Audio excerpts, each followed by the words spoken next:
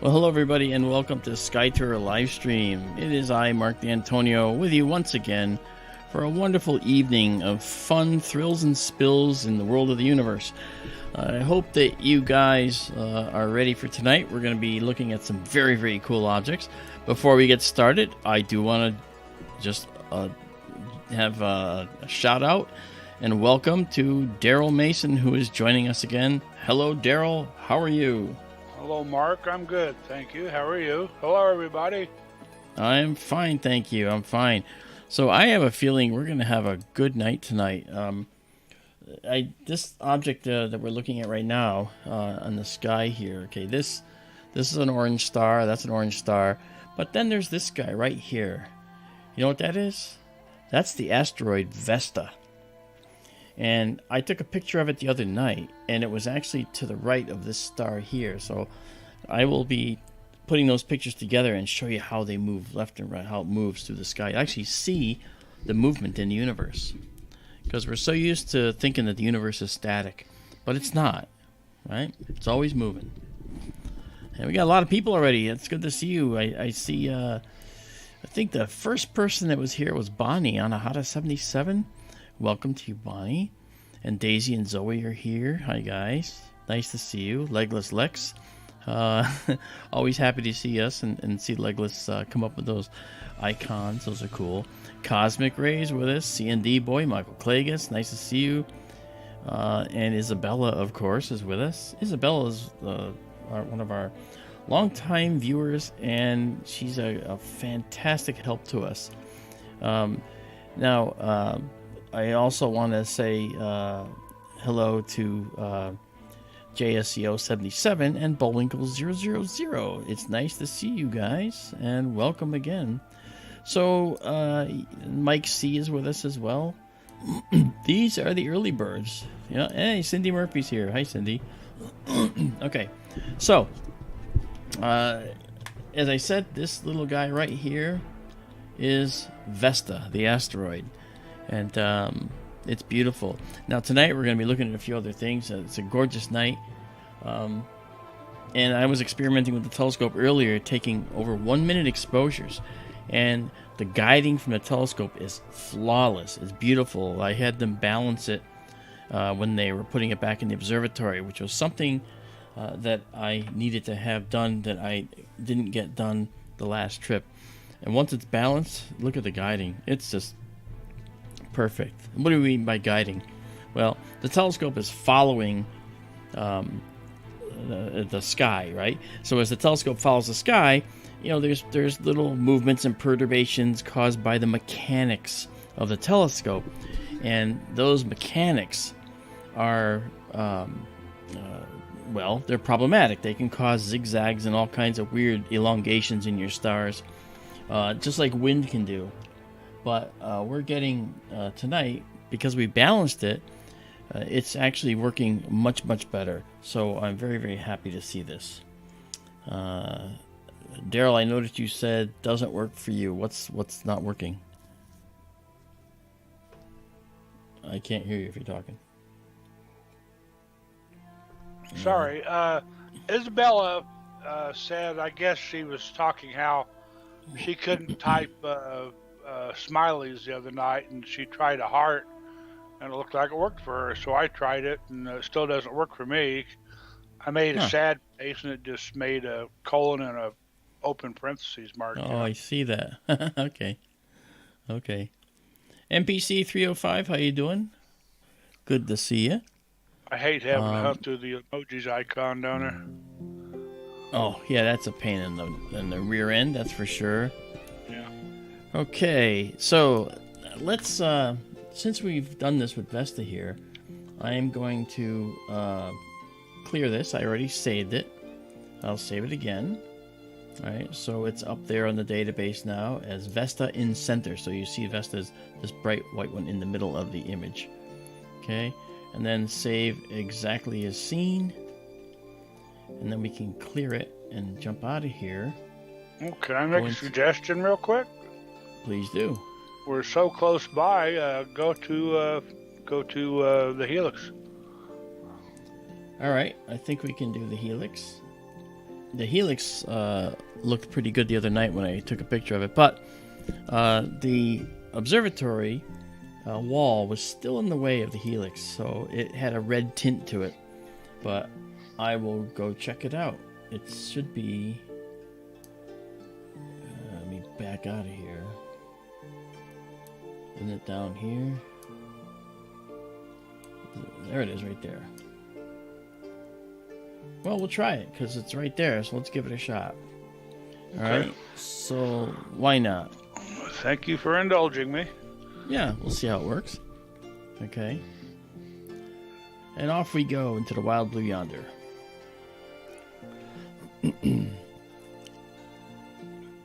Alright, we're getting our waypoint star, and the telescope is going to center the waypoint star and then move us to the object.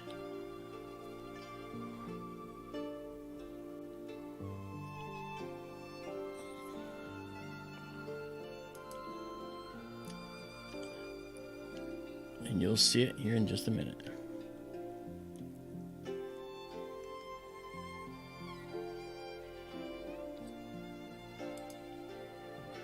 I have one little nagging issue, and that is that the telescope is moving the objects we want to see a degree north. So here you see the helix, right? That's the object right there that we want.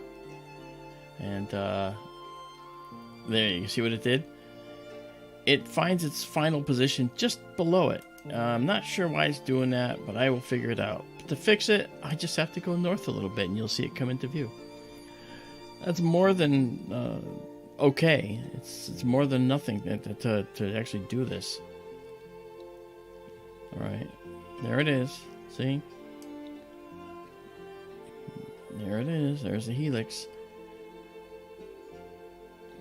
I wonder if we'll be able to see the real fringy parts on the lower left, or I'm sorry, lower right, that should be there. Now, one of the things that we're doing tonight is we're actually running at higher gain. Remember, I told you about this before when you look. We have our exposure here, and then we have our gain right here. Right now, the gain is set to 400. Normally, we set it at 200. Well, we're running it at 400 tonight, and we've dropped the temperature of the sensor to minus 15 Celsius. You can see that down here, that little tiny writing. And that minus 15 Celsius is going to help eliminate more noise so that we won't see this noise, and it'll probably make our views that much more spectacular. I'm actually quite sure it will. So what we're going to do is we're going to set this. We'll start off and see what's going on here. We'll do 35 seconds. And we are guiding, as you can see right there. Okay. It's going to say searching, and then it locks onto the guide stars and begins to search. So, and boom, there it goes. I'll let it stabilize. And then we can start it off and then go into our live stack. And let our live stack prevail.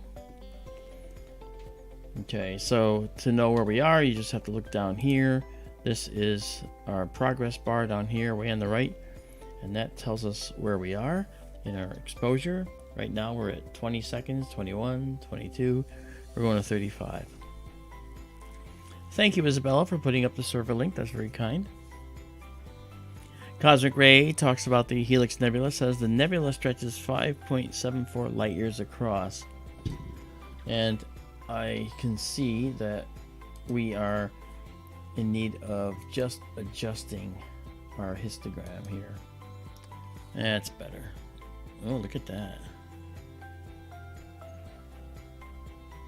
And there's that blue, bright blue star in there. That's actually a white dwarf. Yeah, let's come out of this for a minute. Let me alter our mid-level here just to kind of bring down the data a bit to kind of show you some details. That's a 35-second exposure. Normally it takes a lot more exposure to get this kind of detail, but our telescope is running 25 times faster than a comparable telescope. And it doesn't hurt that we're running at 15 degrees below 0 Celsius on the sensor. That reduces the amount of noise. Looks pretty, Daryl. It does. Trying to see if I see anything different. Over at about 3 o'clock or so, the red band on the right, I see a division in it, which I don't remember seeing before. Dark line running up from the bottom, sort of splitting you don't mean it in this? two. No, 3 o'clock. Okay, that's out here. Yep. That red band there. This one? Yeah, Oh, farther you mean this? down. Yes. I see a Okay, dark there you go. line in the middle of it, which I don't remember seeing before. I see that, yeah. And the one at about 5 o'clock looks a little brighter peachy color now. This one. Yep.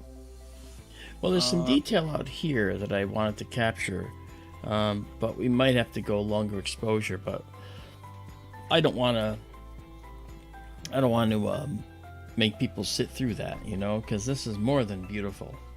Yeah, I see the one at the upper left. I barely see the one at the lower right.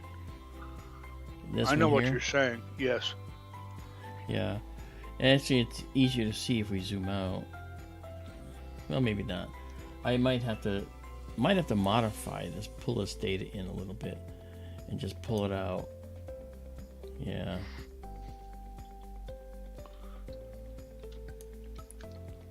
Let me see if we pull this out here like that.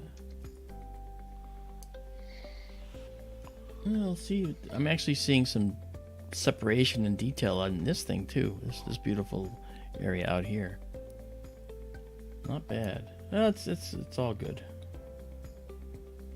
It's all good.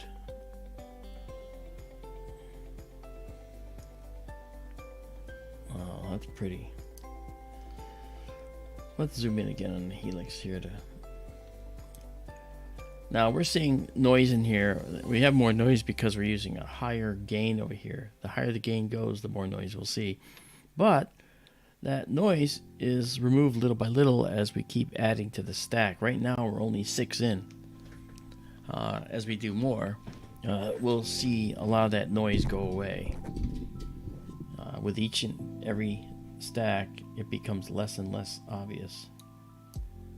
Let's see if we can pull this down a little bit.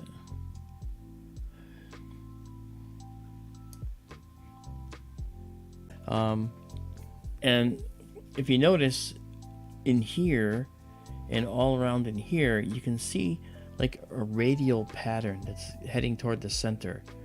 Okay, that is the gas that was ejected from that tiny star in the middle.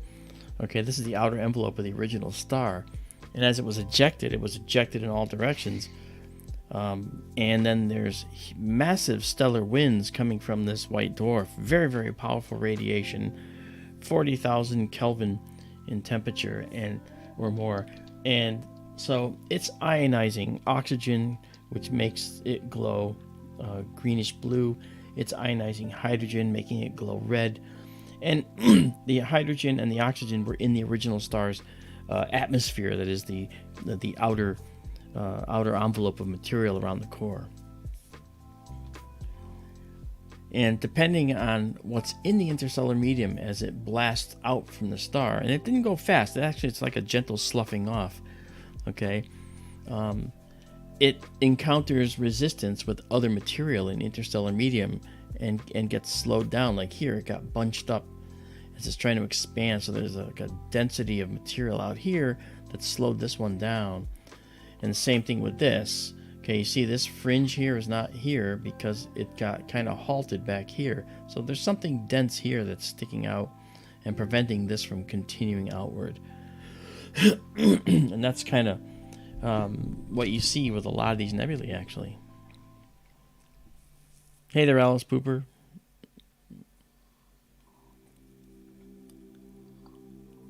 All right, we've got 10 stacked now. Yeah, Let's the see white what- dwarf, as ever, it's only about the size of the planet Earth, but Yeah. we still see it from so far away. because it's so bright and it's actually emitting much of its energy in like ultraviolet, which is what's exciting the ionized gas around the white dwarf. That's right. Which makes up the nebula. That's right.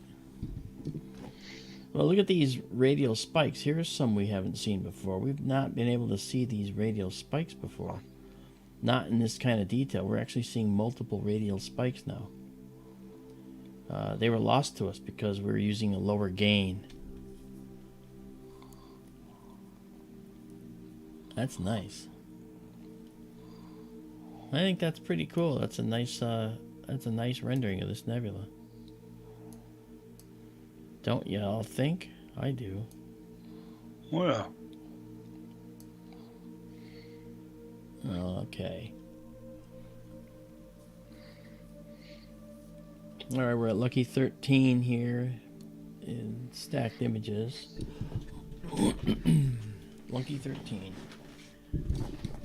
By the way, the color here is the dead giveaway about the temperatures, because there's a law in astronomy called Wien's law, and it says that the temperature of the resultant star is dependent on effectively the color and the wavelengths. Okay, and so when you see blue like this, that means that there's a hot blue star.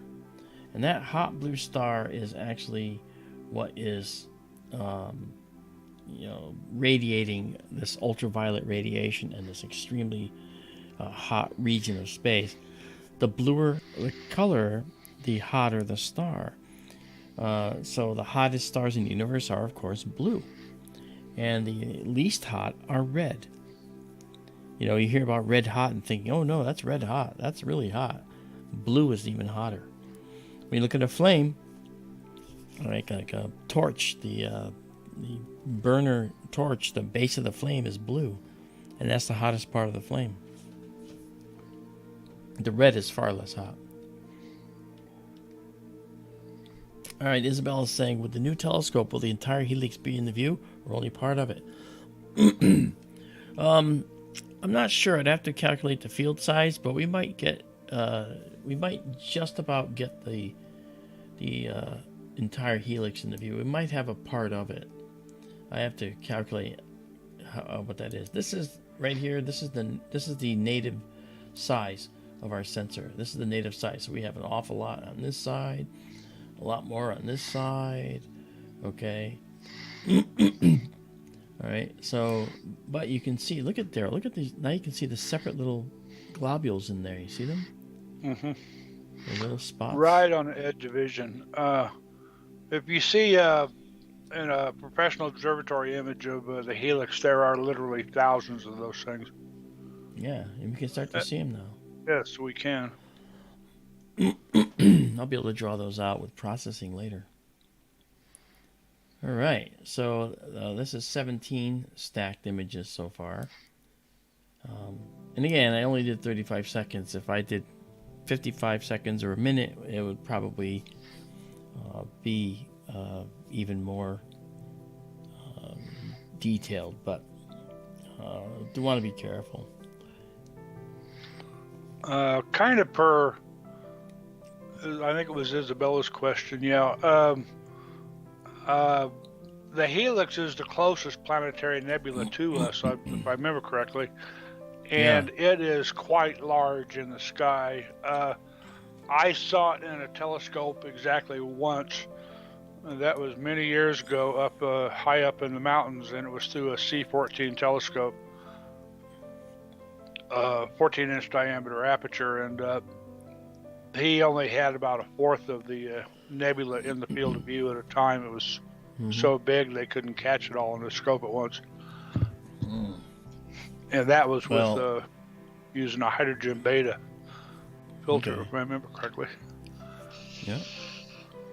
Well, you know what you see here. I mean, this is really one of the most incredible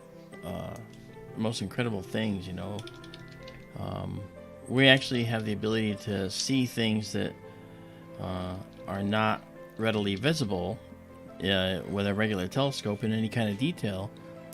But you have to you have to consider that what we show you here is something that you just wouldn't get a chance to see elsewhere, you know, and it happens in seconds, and I just love it. Okay, this we are at 20 frames as of now, so I'm going to pause this. I'm going to change the name here to the Helix Nebula, PN for Planetary Nebula, and then we're going to save it. I can still faintly see those diagonal stripes over at the right side, lower right. Yeah. That's another maintenance issue. But it's okay. Oh yeah. All right. There we go. So there is the Helix. So we'll clear that now. And Thank you for indulging me. of course, it's fine. And we're going to go back to our 1 second shot here. All right. And then we'll be able to see. Yeah, okay. That's not what I wanted, but that's okay. Come on here.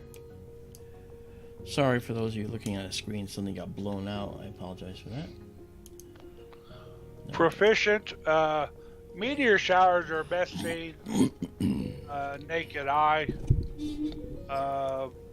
Telescope is actually about the worst way to try to see a meteor shower. You want You can to see satellites. Look, there's one going down and one coming across now. So, satellites we can see, but as Daryl just said, Proficient. By the way, welcome, Proficient. I didn't say hi to you. Meteors would blast through here, and it would be very rare for that narrow field of view to see it. Even with this, we're 4 full moons across and 3 full moons tall in size, in our size here of this field of view. So we wouldn't have any meteors come through unless they were just happened to be very, very lucky. yeah. Heck, in all my years of observing, I mean, I've seen a few meteors in the eyepiece, but your field of view is generally so small that it's going to be a very rare thing. Yeah. Even binoculars would restrict your view when looking for a meteor shower. Mm-hmm. That's the best way to look at those is naked eye. I agree. You just look up and try to open yourself up to as much sky as you can take in at a time. And you still might miss a lot of them. Yep. Okay, tonight we're going to be exploring the constellation of Cygnus the Swan. Cygnus the Swan, of course, is an amazing constellation.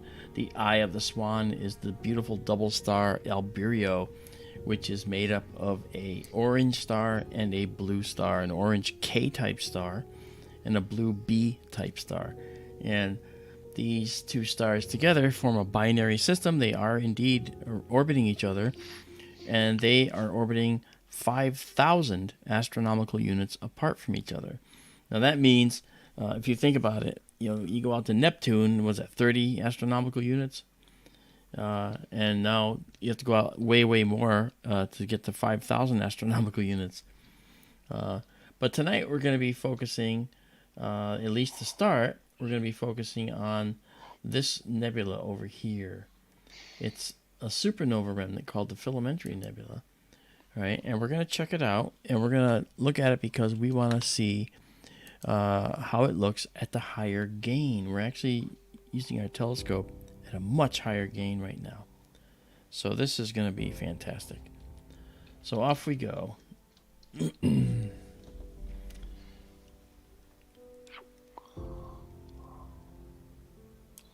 So I hope you will bear with us as we head out there.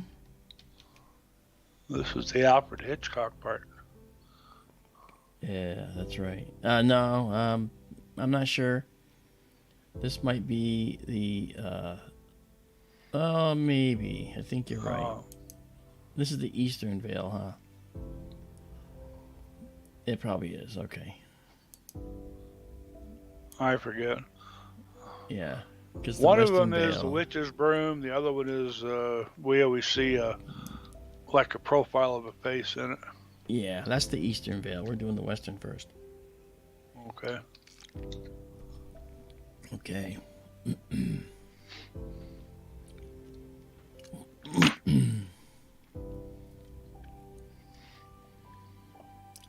Hey, Richard Spencer.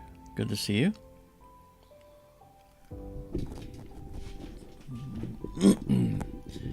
You know, I can't, you say thank you for sharing knowledge. I can't help it. This is just such an amazing location. It is such an amazing location, you know. So let's head up a little bit now and catch this. Cosmic Ray has a question of you. Okay.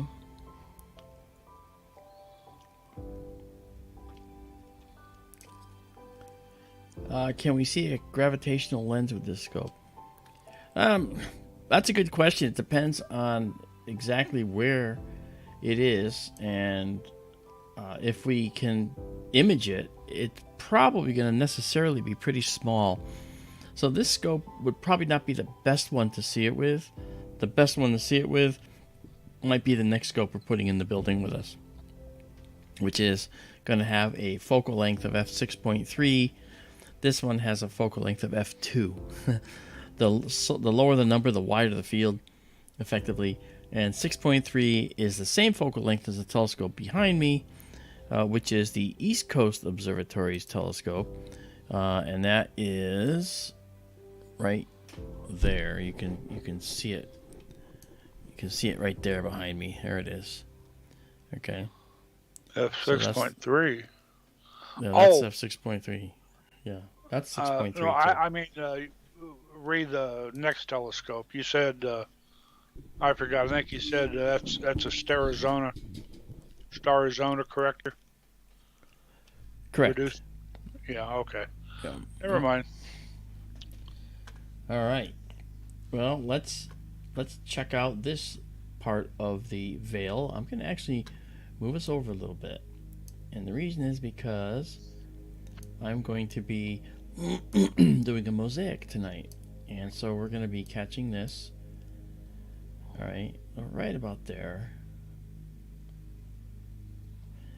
All right, and so we'll lock on, and I'll go south a little bit too, just to bring that all up.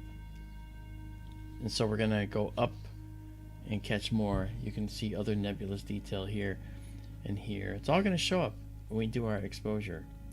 And we'll do a 30-second suite of exposures on this, which I think are gonna be just enough. So we're gonna let the scope stabilize with its stuff right there. It's gonna do that. And let me pop away our background again. Alright, so here we go. So now we're going here and we're stable, we're guiding, and now we're going to live stack this part of the Veil supernova remnant. The Veil supernova remnant is 110 light years in diameter, and it's it's about 8,000 years old. The supernova went off about 8,000 years ago. It's about 2,100 light years away from our planet, and it's had time to expand in that. And over the 8,000 years, it's expanded outward. So there is the first shot. But as you can see, these two lines, this is the black level, and it's way to the right, so it doesn't know quite where to put it. So we adjust it, and all of a sudden, kaboom! All this data comes in out of nowhere. Isn't that amazing? Here, we'll take that out of the way. Look at that. Witch's broom. Yeah, and we can bring it even more by doing a color correction here. Let's do the color correction. Ba-boom. And now you see all this data, right? And we have a little more down here. Okay, this is the Western Veil, also known as the Witch's Broom. This is the central veil, which goes up And we'll go up and make sure that we can capture all that. It's just something else. You said earlier, for consistency's sake, you were going to take a certain number of exposures to match the Yes. center section. Yeah, and make sure that we have the background is all the same brightness. Yeah. How many exposures was that? 30? No. I think I only need to do like 15 to do a nice mosaic. Okay, maybe that was the exposure time then. Oh yeah, 30 was the exposure time. Yeah, I remember you mentioned the numbers before we went live. Yeah. See that Proficient? Proficient's like, wow, yeah, this is something else. Hi, Uberku. Good to see you. Yeah. Yeah, this is weird because there's a lot of weird processes going on here. You see how spindly this looks? Now, there's a reason why this might be happening, and there might be electrical charges, electricity, in a sense, running through because of the charged particles generated by the collisions with other particles as this thing expands, and that could be causing these tendrils to grow like little tornadoes. Hey, Marianne's here.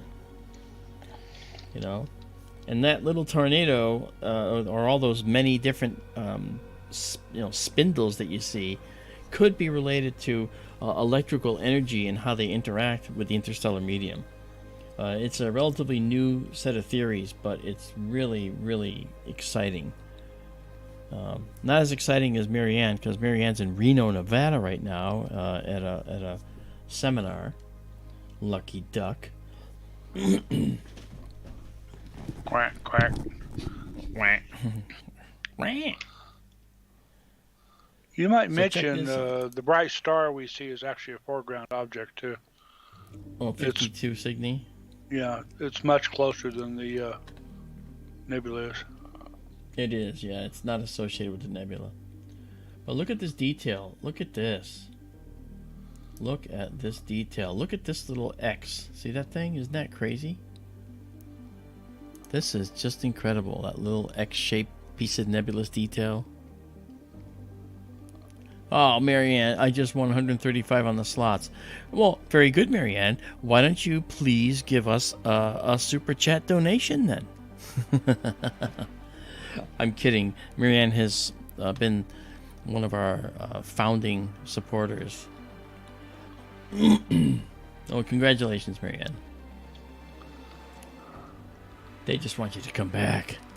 I did something like that once, Marianne, and of course I plowed it right back into the machine. But don't let that dissuade you from enjoying your winnings, Marianne. Look at how detailed this is, Daryl. This is really looking pretty. Oh, I know. Wow. I always. And again, looks like a twister to me. Yeah. And you could be kind of on the right track in a sense, because I think that the electrical energy that might be causing these spindles is something that we actually don't understand yet. I mean, we have an idea, but we don't really get it yet. And then look out here. Okay, look at these sweeping clouds. They have a dark light, dark light, dark light. That's really there. And that looks to me like a strange type of shock wave that was generated at some point. Very, very interesting. Look at all that. And then the central veil hiding in the middle has always been relatively invisible to us. But when you go and up to a 400 gain, look how much more detail is showing up. It's like the stars actually get in the way. And what we tend to do is we actually remove the stars and we do the processing. And we end up having a starless image, which is actually pretty interesting, you know. So I have to say that's really something else. Let me see if I can show you what it looks like when you take the stars out of this guy. let's see. Window. Oh, how do you... Just a minute. Can you do that while you're actively shooting frames? Yep. Well, I can't take the stars out, no. But I can do something here to show you what it looks like. All right. This is an image that's it is the image of our it's the image of our system, but let me just there we go. I had to grab this other thing. All right. It's an image that this is the image we took. Okay. All right, ready? Here we go. Look at that. That's what it looks like without stars. Look at all that. Isn't that incredible? That's spooky looking. It is. And then we process it. But, you know, I processed it to actually show it with and without stars. So basically, if I open up this guy, you'll see the image just like you expect to see it. All right. And we're still taking pictures right now. So here's the image, right? Okay. And so we can say take out the stars. Okay. Add the stars back in. I moved the stars to a second layer. See that? So there you go. Marianne's thinking, I gotta order another picture. Yeah, so that's what we do, and that's why these come out so great. You know, we tend to do it this way, which makes it so much easier. So let's see now. Okay, so now we can get out of there. Right, you don't want that. We want this. Yes. Okay. How many exposures are you up to? Well, you can read it right across the bottom here. 17. You can, I can. Oh, okay. Okay. All right, so 17 is where we typically go. So I'm gonna stop us at 17. All right, so I will pause it, and I'm gonna say this will be Veil Nebula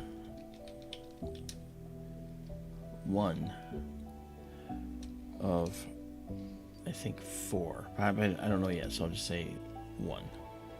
I'll just do it that way.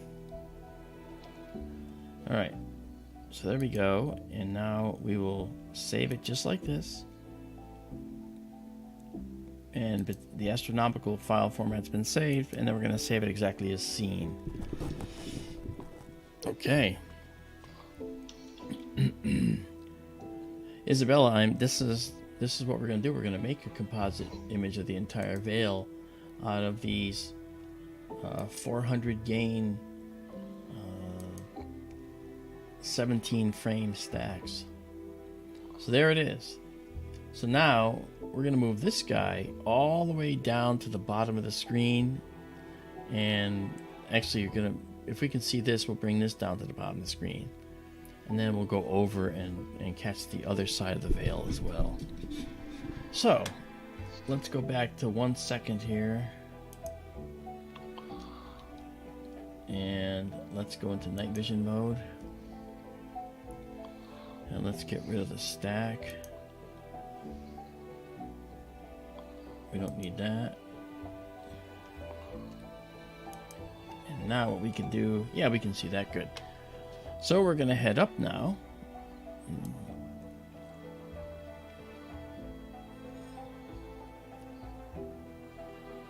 Very nice.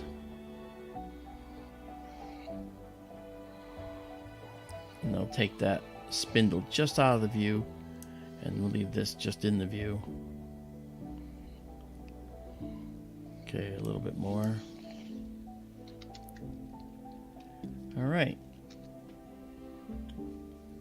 Proficient, go to skytourlive.com, I believe, and there's a area there where you can select and order images. You can get them on paper, you get them on canvas. Metal. Get them on metal. Yeah, I did the math, and you know what? It turns out that if you do it on the any type of medium, it's cheaper to have it done using this darkroom.tech site that we use than to actually just get a print and go have it framed.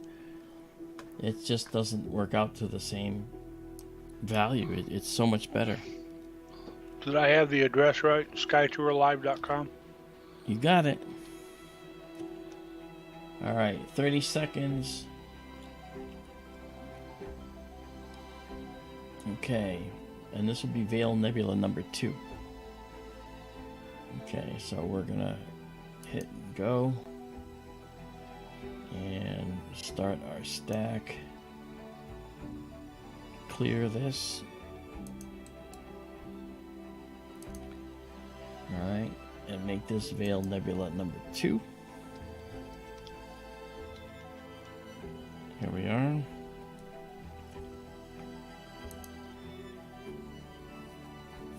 Let's see what this looks like.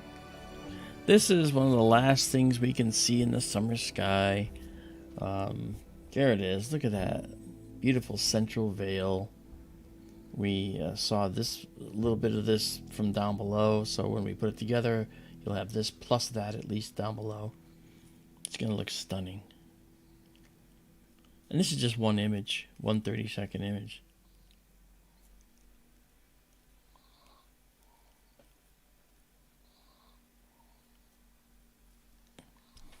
Wow. Very, very nice. I'm liking it. Looks very different than the one you showed me you did the other night, last night. Not really. I mean, it's just that when you do some processing, you can bring out more detail. Right now, we're just seeing the raw imagery out of the camera. Oh, okay. Hey, weird guy, what's up? Metal is cool. Magnets and swap them around. Yeah. Well, I think it's aluminum though, weird guy. It's not. That's not steel. It's not a ferrous metal.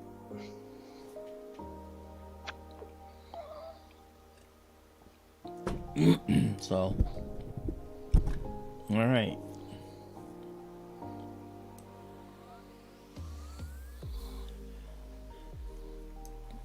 So we've done 3 stacks so far. Yeah, Dale, go ahead.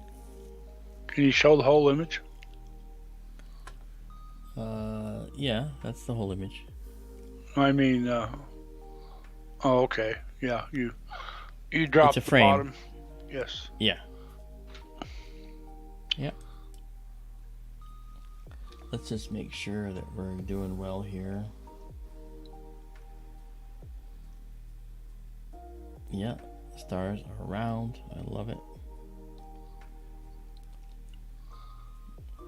See, you can see how cataclysmic a supernova is because it's actually ripped the star to shreds and littered the interstellar medium with all this gas along with some dust, and oxygen is the greenish and hydrogen is the red, and there's additional elements in this that it's not just hydrogen and oxygen.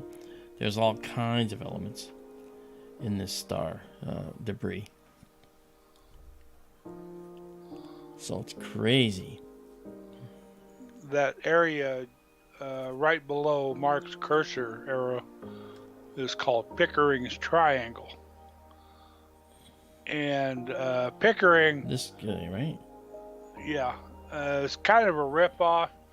A guy named Fleming discovered Pickering's Triangle, but Pickering was the director of the observatory, and he got the credit. Oh, that's right. Hey, C&D boy. Easy with the tasing there, huh? You'll bzz, tased.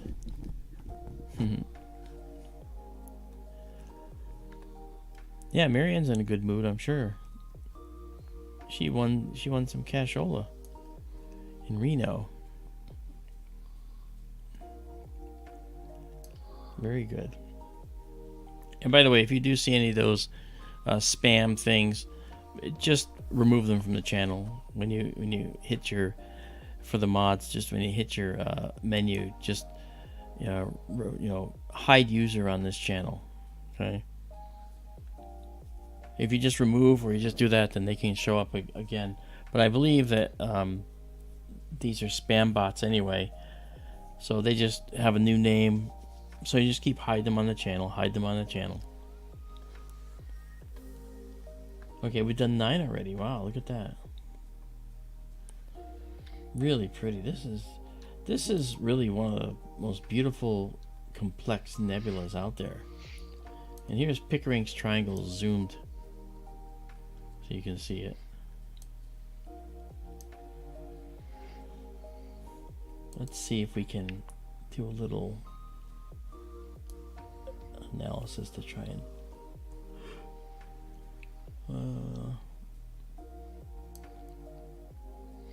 maybe we cut the starkness of the stars down by kind of lightening it up a little bit. Let's see how that looks. I start seeing ghostly figures in that. Oh yeah, I agree with that. There's many ghostly figures in here, you know.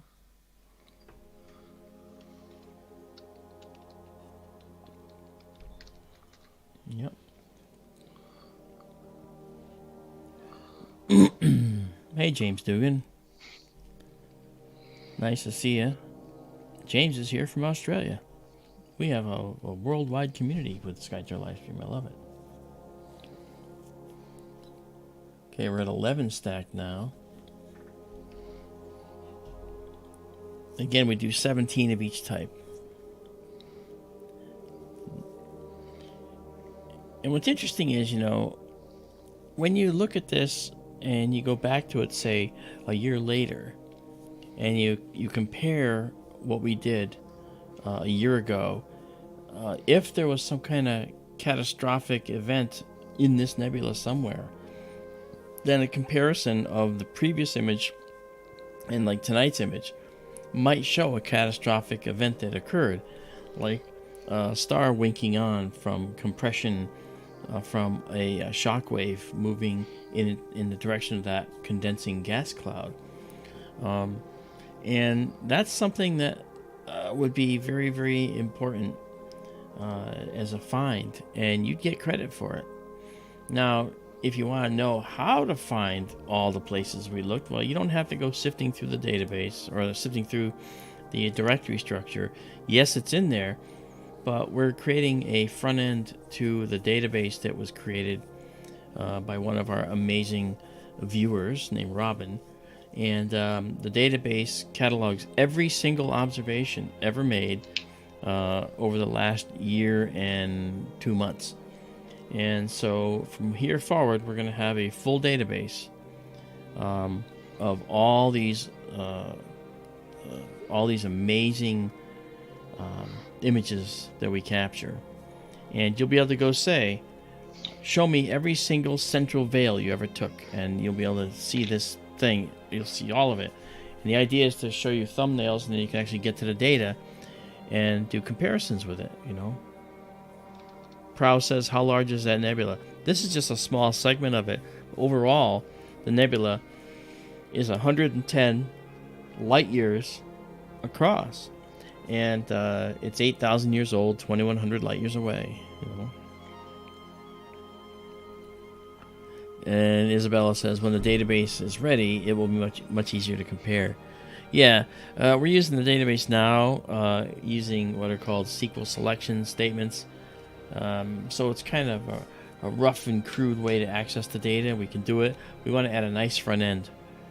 So you can see things like, what do you want to find? Dark nebula, regular nebula, what's the name? Do you have the name? Or do you want to see any emission nebula, any dark nebula we took? That's where we're heading. Okay, we are at 17. So we are good here. And we're going to pause this here. This is Veil Nebula number 2. We're going to save it. And we're going to save it exactly as seen. Oh, yeah. Yeah, this is a beautiful object. Alright. And now we're going to go back to our 1 second shot in our night vision mode. And we're going to move this here. We're going to move all the way over here. And that way we can do the next of the 4 shots.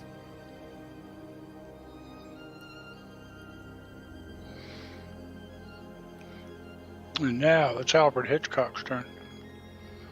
Almost, yeah. Or is there going to be one in It's between? right there. Yep. No, it's right there.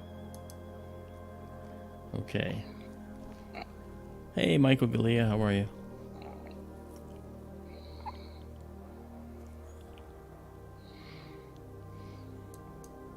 You know you're getting somewhere with your channel when you start getting spam bots coming in. Yeah. All right, let's get this up and running.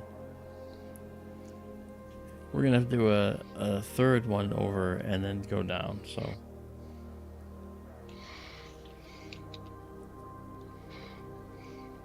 All right, let's do this now. Let's 30 seconds here again. 30 seconds on the clock. And we are underway doing our thing. And let's go in and do the live stack. And this will be the 30-second shot of the area to the left of the central veil, and just as the eastern veil is peeking in, that little arc you see. And then we're going to go over one more section before we start coming down. So this might be 6 total shots.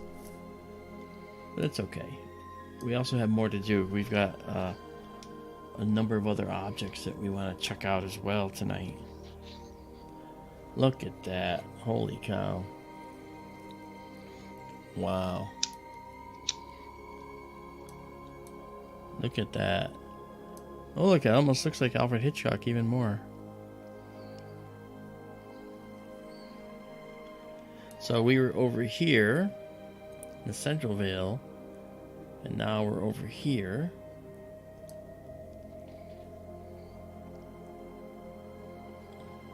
Nice.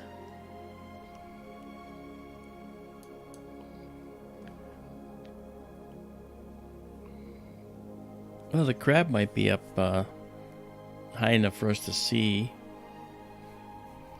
in a little while, huh? No, we could do that. I was responding to W13. He says Mark showed documented an expanding supernova. And Oh, yeah. I was wondering if it might have been M1 crab he was talking about. I think he's right. I think that's what we're talking about. So there's the central veil, and there is the eastern veil, and in between we have all this material here that was visible from the last exposure. But boy, oh boy, that's just beautiful.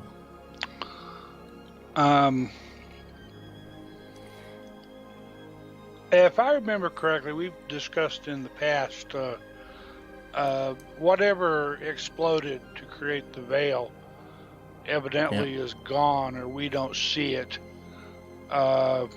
In the past, I think what we discussed may be energizing the nebula now is actually just the shock front, or the bow shock. Well, the expansion. First of all, let's go back to the progenitor that caused this. All right, but then before that, you said a while ago tonight that there may be some new theory, electrical or something. Yeah, but let's talk about the progenitor here. Carry on. No worries. The thing that caused this is not entirely gone. We think we found a soft X-ray source at the location where it may have gone off. And that could be a neutron star that has yet to have been discovered. But that neutron star, this is 110 light years across.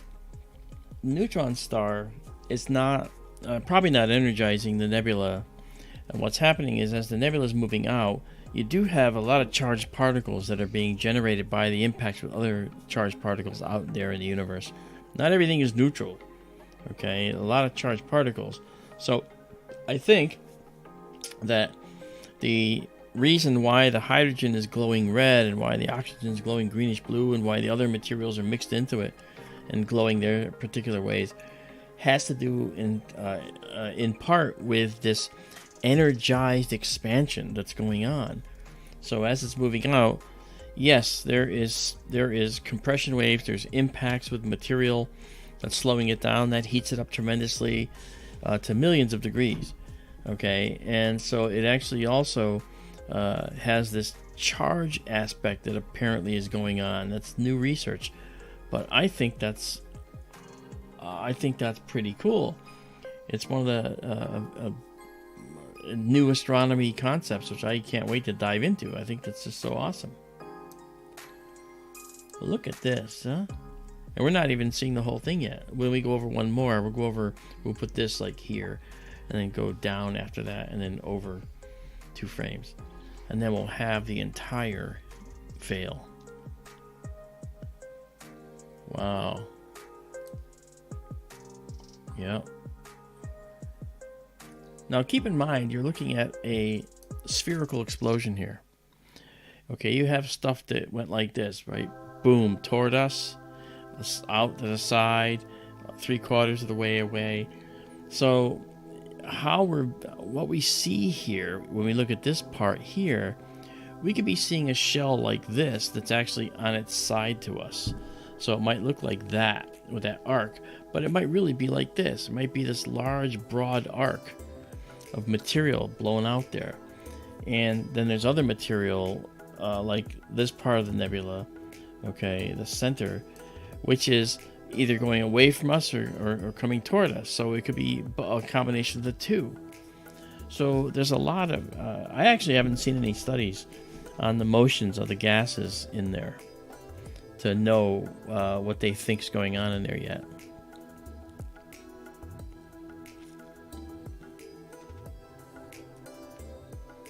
So thank you, Izabela. Hey there, Tim F.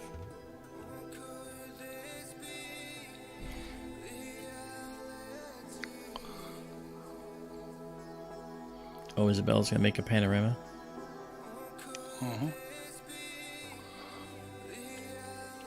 Yeah, that'd be cool if you do that, because then you could generate a quick hit and see what we have to fill in. I gave Izabela a compositing editor so she could just quickly download the saved exactly as seen images and composite them and see what it looks like and see what else we might need. See, we're a team. And I'm giving some serious thought, by the way, to a daytime and nighttime shifts for Skyter livestream.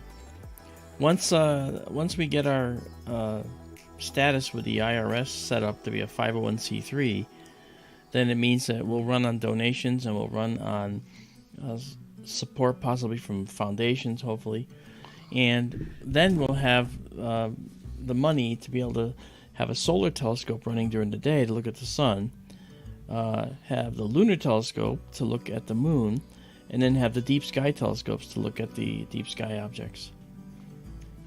Well, moon and planets, of course, because you want to be able to see them at fairly high magnification.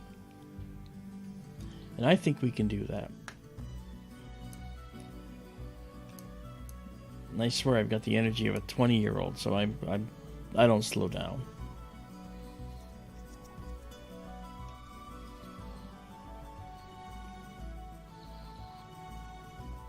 I just need a glass of water. It's like gasoline to me. It's my fuel. Okay, we're at 15 images, 16 images, one more to go. I don't know, this at this gain, this looks really pretty. I'm gonna zoom in up here and see what we get. Not bad. That isn't bad. We're getting we have a little bit of distortion in the upper left-hand corner that I have to fix when I get out there, which I will. I'm actually going to be out there in just a few days. Yeah, see that? All this stuff. Isn't that the one I actually removed from the channel? I did, so if I hid the user on the channel, they shouldn't show anything at all. I'd like to send a reverse spam that just blows up their computer. Yeah. Well, and maybe their whole house. I mean, you know, take them out. Collateral damage. You know, it just happened to be that way, officer. What can I say? We have the technology for that. Yeah. I watched a Russian... What? You're at 18 now. Okay, sorry. Thank you. It won't matter. It's not going to change how it looks. Okay, and this is number 3. We're going to save it. And then save it exactly as seen. There's a Russian hacker that actually, you know, he actually calls these spam desks in India, where people tell you, you know, they want you to part with your money, you know, buy me gift cards and then send them to me, you know, that kind of thing. He gets and he hacks into their computers, and he brings down their entire network. He's on YouTube, and I've seen that. Yeah. They get mightily Trinity... upset sometimes. Oh yeah, I think that's phenomenal. I love it. Go for it. Get mightily upset. I don't care. You're trying to scam people out of their life savings? The heck with you. Okay, now let's head to the east a little more. Pull in the rest of our beautiful... What I don't get about that, I mean, I could imagine some guy, some hacker somewhere doing such a thing, yes. But it's like an entire call center. Yeah, right. I mean, I couldn't, you know, go get a job at a place like that. My conscience wouldn't let me live with it. Yeah, I agree with that. You know, they just scam folks out of their money, their life savings, and somehow they think they're doing good work or something. It's ridiculous. By the way, we're zoomed in quite far. I want to bring us back to where we were, just so you can see this. This is about where we're actually. We're like here, and we have some more down here. Actually, no, we don't. How about that? I'm gonna go down there next. Okay, good. All right, but we got this whole object, and so we're gonna do this, and then move on from there. Okay. So from here, this is our fourth one, and then we will move down and then move over. Okay. Okay, so this will be another 30 seconds. And we'll go. We're going, and now let's bring in the live stack and wait for results. This is so exciting. Proficient. There are filters available that you can use on regular telescopes to let them look at the sun. Some are white light filters. Some are lower res H alpha filters. And there are also special telescopes for solar viewing in the daytime. Dedicated H alpha telescopes. Cosmic ray, I think, mentioned Etalons earlier. They can get terribly expensive.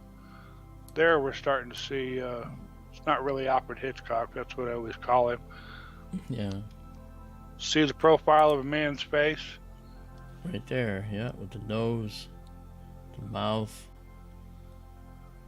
chin The is nose just out of sight below.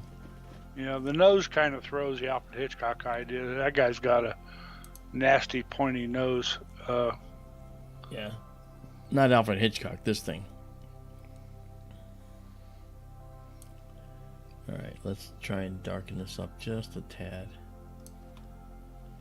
Oh, wow. Just incredible. Just incredible. Wow, this is beautiful. What beautiful. I mean, I can't believe it, but if you look up in here, we're actually almost too bright.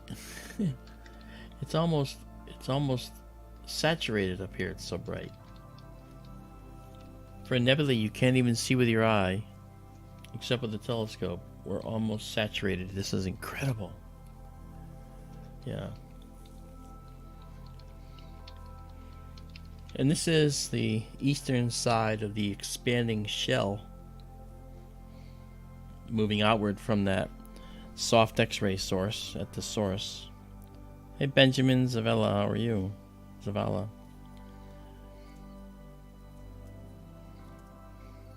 Yes, that's right, Benjamin. These are the big smiling mouth or whatever with the lips down here. That's the mouth. And then we just say it looks that way. It doesn't really. Pareidolia. Well, Alice Pooper says it best. It's the Joker Nebula, right? With the big giant mouth, you know.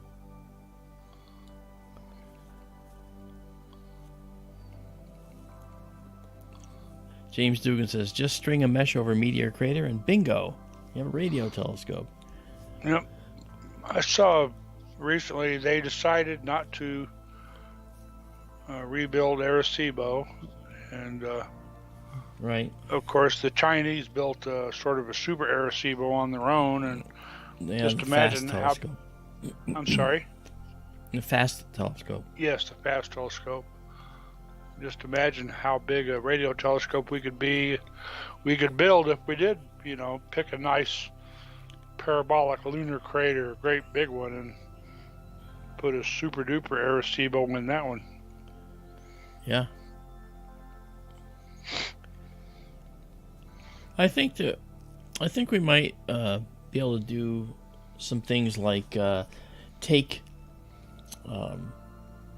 a network of telescopes like the Event Horizon system, which found and looked at the black hole in M87, and then Sagittarius A, the black hole at the center of our galaxy. And we might have good luck using the whole Earth's orbit, because as you move around the Earth's orbit, you complete a gigantic swath.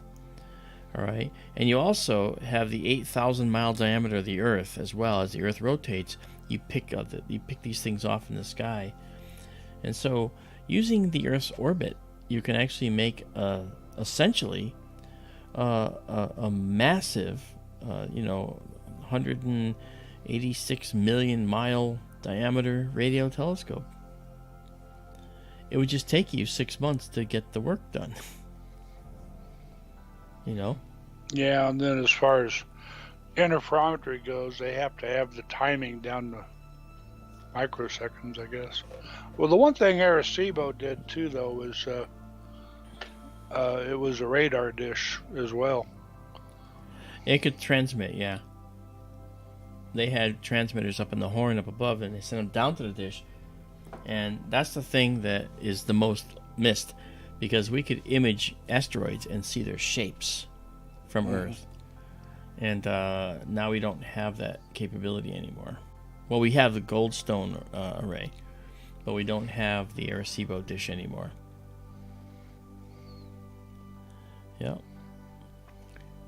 If you look online, you can see the moment of collapse as seen by a maintenance drone. There was a drone in flight by the tower that failed, and you literally watch the cables snap, and that starts the whole series in motion of that failed, thing, so that's crazy.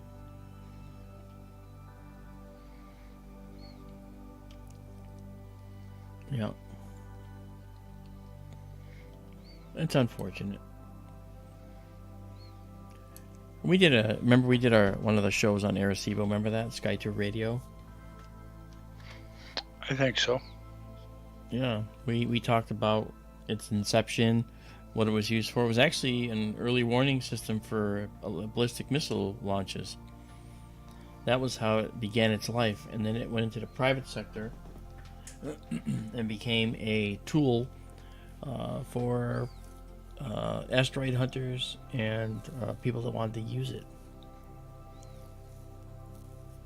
Yeah.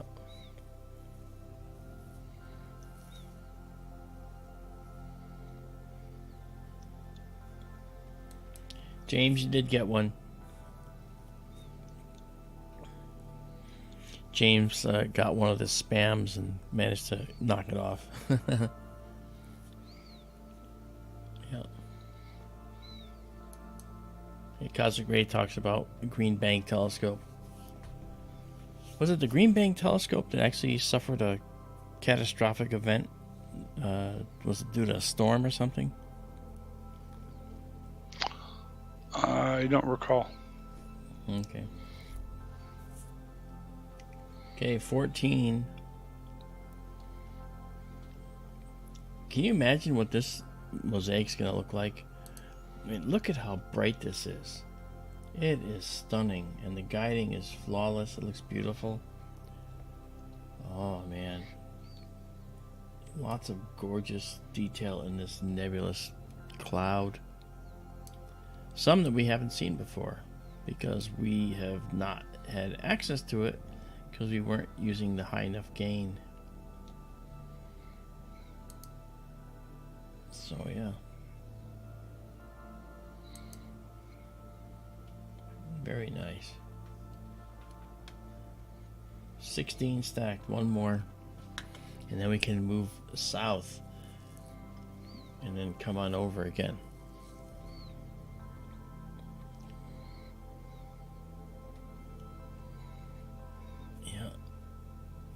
Bonnie says, just spectacular. Isn't it though? It's just so pretty, and you know, there's no doubt in my mind that you're witnessing something that if you were near this, it would absolutely kill you. The temperature is really hot. This expansion is fueled by gases that reach millions of degrees. So, and it's rarefied though, meaning there's not much of it. But it's more than enough to be deadly to you.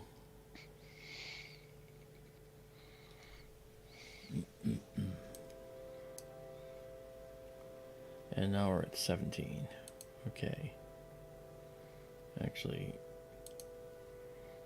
Okay, here we go. And I believe this is Nebula 4. Alright. And we'll save it, and then save it exactly as seen. All right. Izabela, are these coming on? Are these getting up to the database or the data site in a timely manner? Okay. And we'll clear it next time we come in. All right. And now let's do this. Let's go back. And go to 1 second and go to our night vision system. And now let's go down.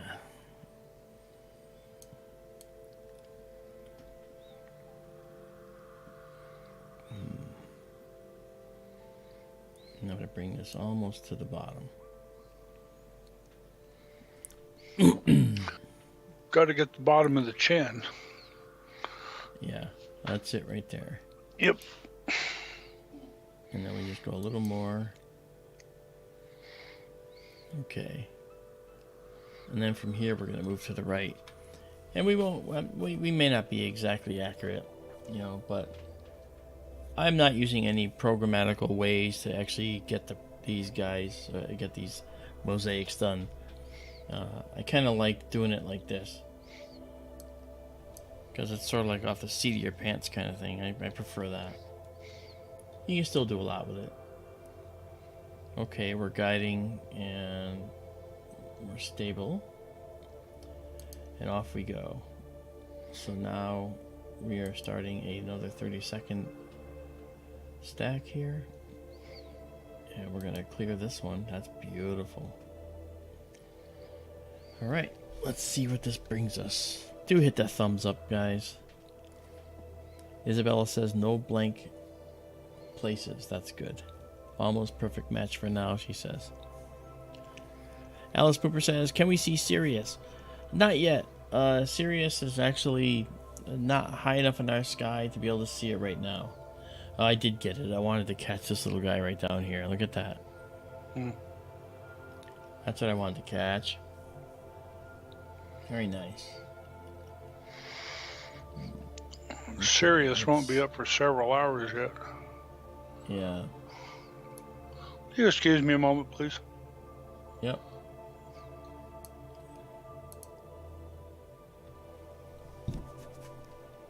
So you can see, this is the bottom, and we have this little feature, this little interesting oxygen, ionized oxygen location, this hydrogen and oxygen location, among other things. And when a little satellite came through. But as we stack, that'll go away. And the reason it goes away is because the satellite trails on one frame. And where the satellite trails passing through here, for instance, there's nothing but black space behind it. So the next image with black space is going to end up, taking over and subduing that white little by little by little, because it's going to keep adding that in. And as it does that, we're going to end up seeing, that white line go almost out of existence. By the time we get to 17 frames, I'll say that white line will be almost gone entirely, if not gone entirely. So let me show you where we are in night sky. Okay, this is Cygnus the Swan. It's literally, if you look at the telescope, it's a little bit off the exactly straight up. All right, but this is Cygnus the Swan where we are, and Cygnus is known for its northern cross, which is this. These are the wings of the swan. This is the tail of the swan, known as Deneb, which is the back end.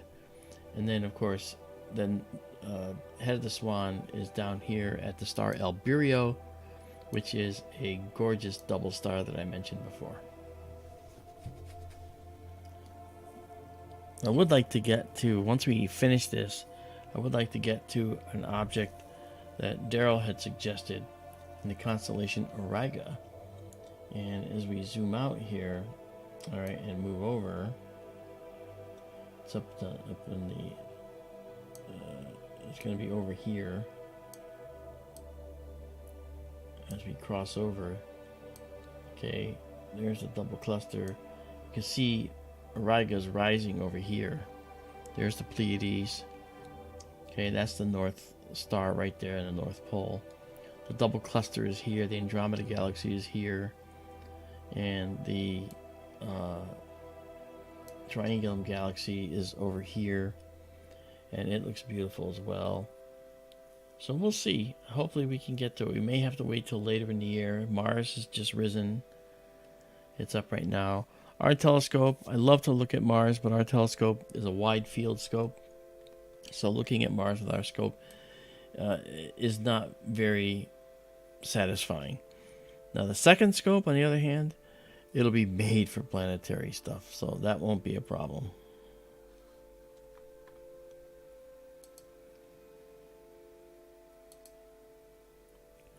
Oh, Cosmic Ray, you beat me to it.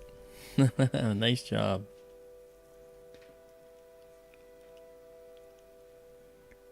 Hey there, M. Turner. How you doing?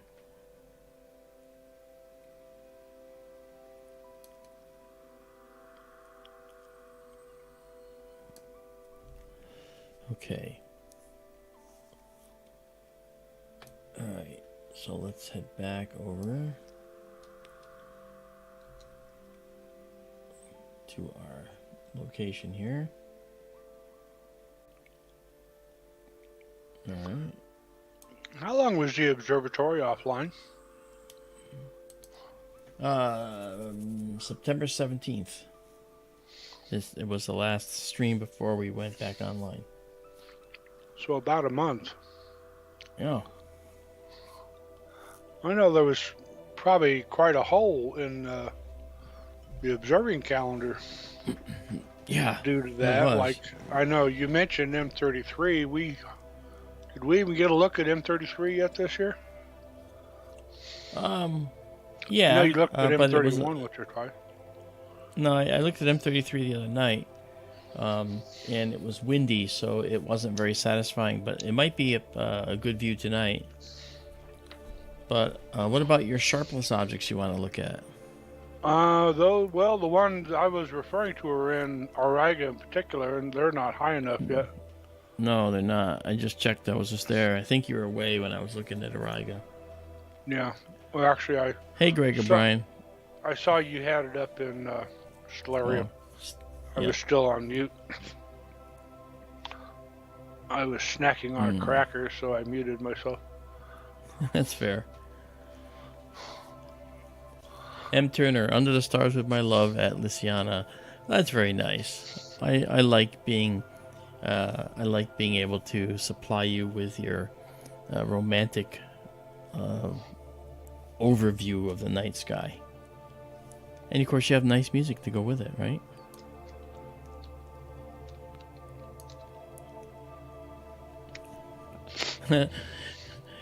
And Luciana says the same back to you. That's fantastic. That's very nice. Okay, we're at 13 here. Keep going.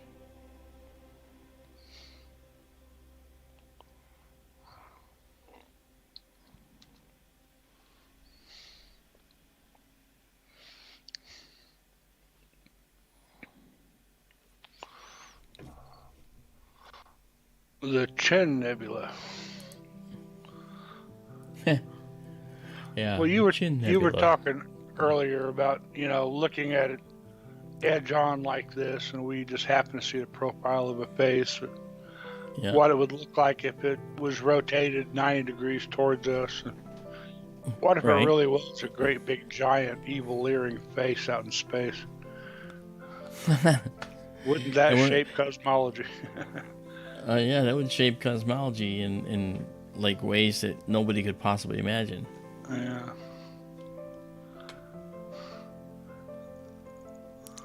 There's at least one face in space I can think of. Are there others? There's the Eskimo Nebula, of course. I was going to say, yeah, we've got the owl. And the owl. Which is, we have an owl. Yeah. Have we ever done the Eskimo? Yeah. It's in Gemini, right? I think so. Yeah, it's up high in Gemini. Yeah. We've done it. Of course, you see the hood of his parka more than anything. Correct. Okay, this is 5, correct? And so we'll say save it. Now we're a little bit zoomed in here, and I'm doing that to make sure we get all our coverage. And we'll save exactly as seen. And we'll delete it. We'll clear it when we come back in. And now let's go and add our night vision mode back in. And now we start moving back over. So now we're going to head toward the west. And we're going to go. There's some elements of the central veil coming back. And we'll let that go out. And then we'll stop here.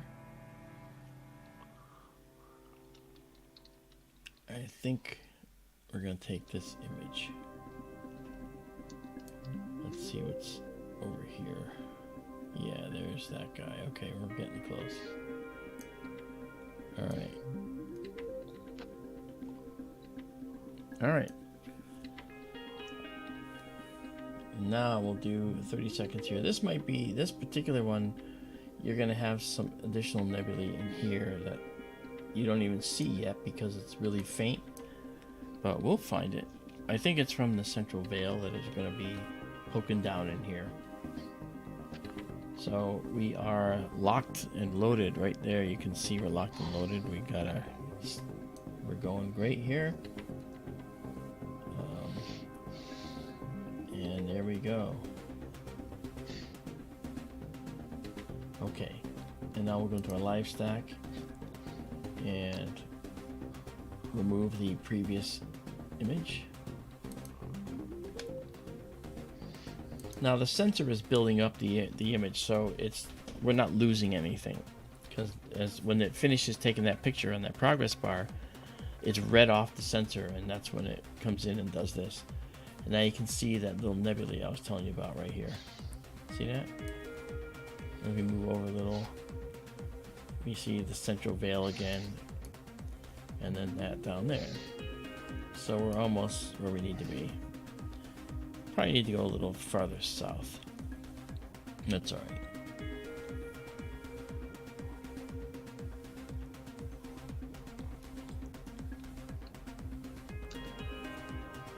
When you do these mosaics, you have to do them all at once in order to make sure the sky background's the same, or you do it at the same time of night so the sky background's the same.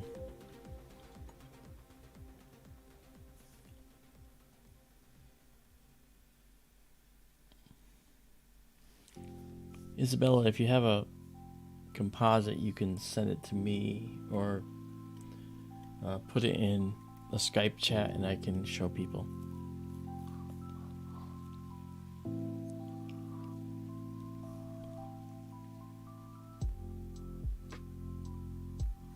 Alright.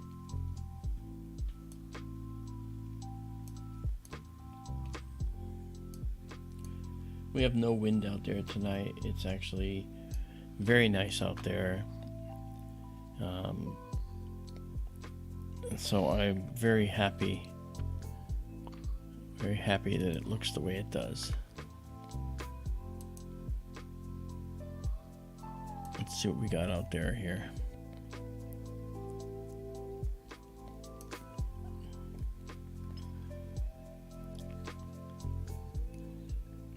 Alright, just give you an idea what's going on while we're doing this. We are at 4 stacked frames. We got a ways to go. Let me... You gonna say something, Daryl? I'm sorry. Were you saying something? No. Okay. Okay, so now we look here. Okay, this is where we are. That's where the telescope is. You'll notice there's like almost no clouds at all out here. That's really pretty, you know. Wow. Robin, you might search by NGC 2392. That's the Eskimo Nebula, also known as the Clownface Nebula, Lion Nebula, or Caldwell 39. We probably would have called it Eskimo, though.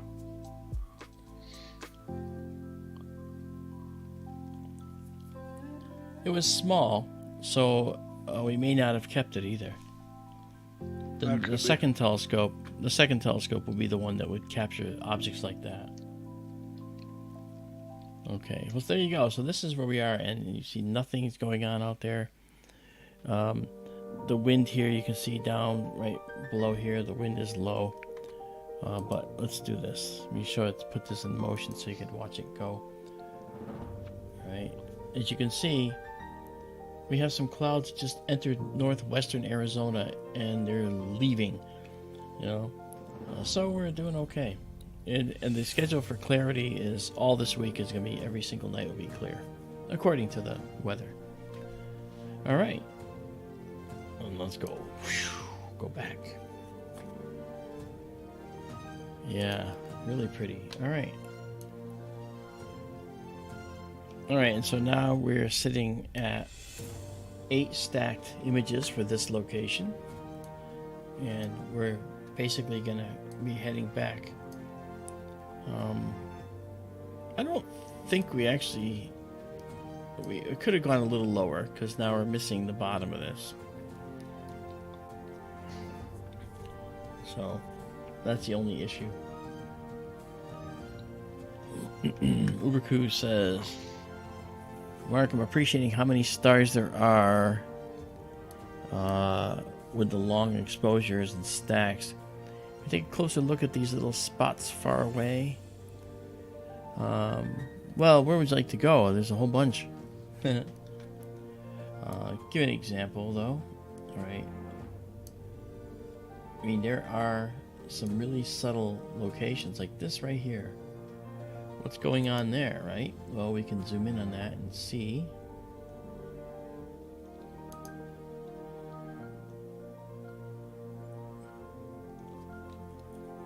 Okay, I'm waiting here. I think we're waiting for a Starlink satellite, I believe. Mark, you might check the other chat with Izabela in it. She composited the image. Did she send that? And, yes, she did. Okay. I was thinking it's easier for you to grab it than me to try to send it to you. Sure. It looks great, though. Oh, it really does. Looks nice. Yeah, we might run with what we've got here. Okay, so let's open the image. Yeah. This is a really good image. This is the best composite so far we've done. You know, with the imagery, right? All right, let's bring this over. Let's maximize it. All right, guys, let me show you what that looks like, because that is kind of cool. Just a minute, though. I gotta move something up here. All right. Just a sec. And now I come down here. Go to this. Gotta move this off. And bring this up. So here, check out what we look. Here's what we got so far. What do you think of that, huh? Isn't that cool? And I just did this part. See that little guy right there? We got the rest of this. So I think we're done at this point. Once we do this image, we're done. Look at that, though. Thank you very much to Izabela, who composited these quickly for us. And you can see how this is roughly circular, and somewhere in the middle is a soft X-ray source where there's a neutron star hiding in there. Well done. Well done, Izabela. Absolutely stunning, of course. As always, thank you. I was wondering how well it was going to look, and I don't have any mystery anymore. It's there. Okay, let's now come back over here and make sure that we're not overstaying our welcome. Right, we're at 16 images now. One more image, and then we'll be done, because we're going to be able to fill in that bottom part. So that's perfect. Nice. We'll fill in most of the bottom part. All right. Very happy about that. Okay. It kind of looks like a Hubble image where they do the composites, you know? The mosaics, I mean. And that's how it looks when you do it that way. The zigzag edges and such? Yeah. Yeah.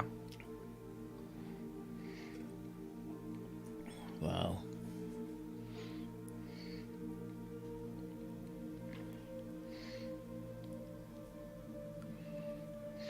Izabela says, just wait to see it processed. I know, right? Stand on the line for prints. Yeah. It's really, really nice, yeah. Okay. So we are golden here. We have been golden, actually. So that's good. So we will pause this, and I believe this is 6 now. Yeah, and so we'll go in here and save it. All right, and then we will actually save it exactly as seen. And now clear it. All right, we are done with the Veil Nebula, guys.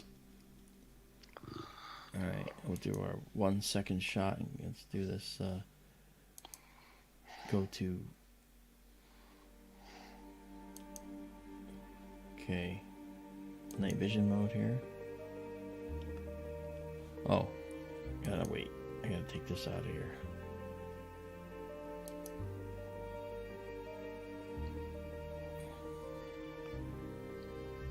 Alrighty. Okay, and now night vision mode. Alright. Now we could go and reduce the size of our image down to where we were before to make it so we can see the entire screen. There we go. Alright. Now what would you like to look at? Let's try M33. Yeah. Glad you said that. Alright, so we're going to come over here.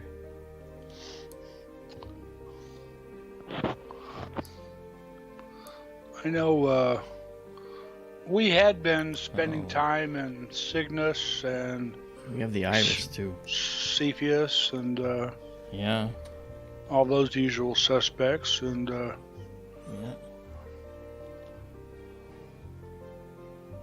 If there was a hole, it might have been Andromeda and Triangulum in that area. Mm-hmm. Well, but still, that. That's all in the sky this time of year. Mm-hmm. Can't go wrong with M33. No, you can't. All right, so why don't we do that then? Let's go check out M33. And right here.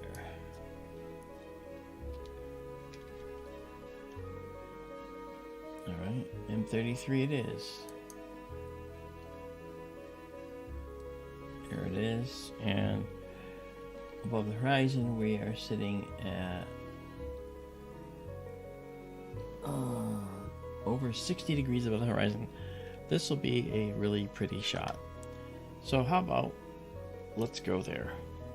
Off we go. Excellent. You watch the telescope is zipping on over. Computer is off right now. I don't have it visible.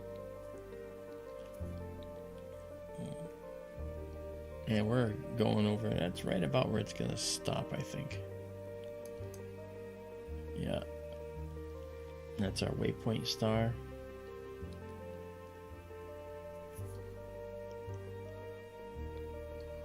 Notice there's either a globular or a little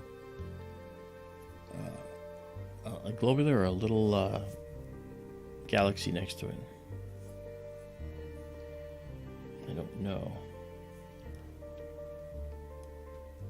Okay. Now off we go. Momentarily. Notice the streaks are different colors. That actually, it helps your eye to see the colors of the stars better. It's really kind of cool. Okay. Now we're just gonna head up north a bit.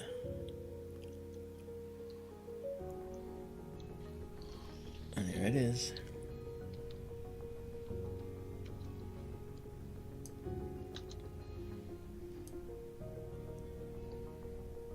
I have a feeling this is gonna be a stunning image.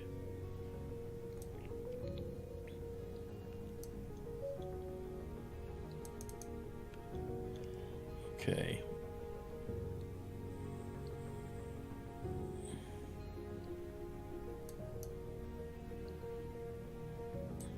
Okay. Centered up.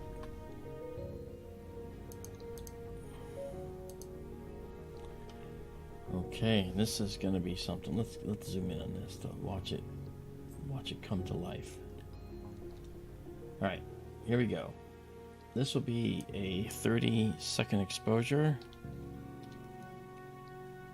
And we're going to stack this. Okay, we are guiding. See, 0.3, 0.8, 1.3, those are all good numbers. We should be able to check it out now. Alright, so off we go. And we start to stack. We'll clear the last stack. Wow. I want to take a time to say to you guys, thank you for joining us tonight and hanging out with us. This is wonderful. As you can see, we're about to get our first image. Oh my gosh, look at that. Look at that. It's almost too bright, Daryl. Almost. This thing is overexposed. This H2 region up here. Let's see. I think it's great. Let's see if we can... You watch Ed Tang and those guys, and he always talks about M33. You can barely see it. Yeah, well, we can barely see it too, huh? I think it rocks. Look at this. It does. It rocks like heck. Look at that. Yeah. And the stars are perfect. The guiding looks good so far. I'm really pleased with it. I mean, balancing the telescope was essential. And I don't know why it was out of balance, but it was. This is a beautiful galaxy.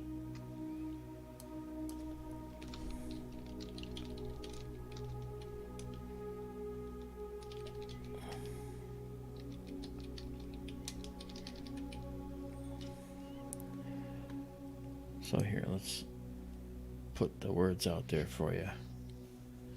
Let's move it up a bit. Wow. All right, also let's color correct to make it look even better. There. Now it looks like the color it's supposed to. You got the beautiful blue spiral arms, you got the redder stars, the more yellow stars near the middle.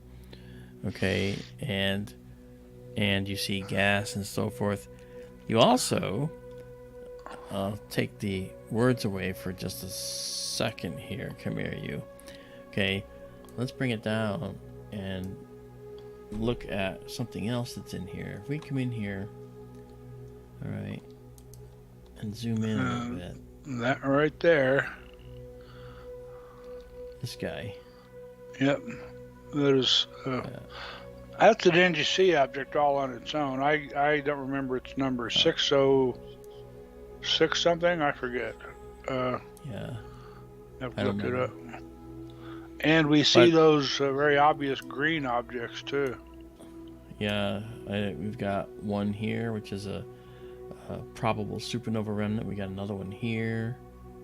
Okay, we've got another one here. Another one here. Okay, and as we move down, okay, we got another one here.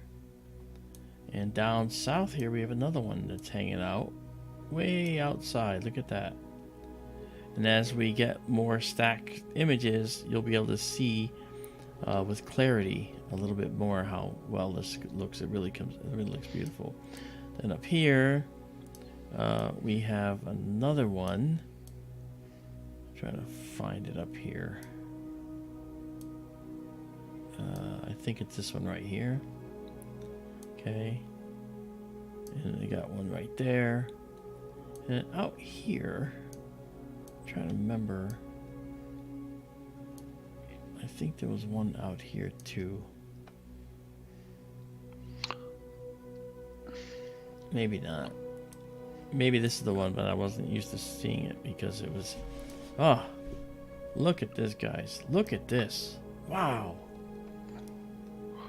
Yeah, that's NGC 604, that large H2 region.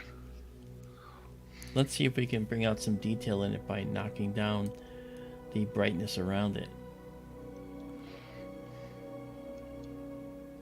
It's actually saturated.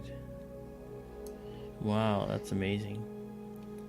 But you can see this one. Look at this. Look at that.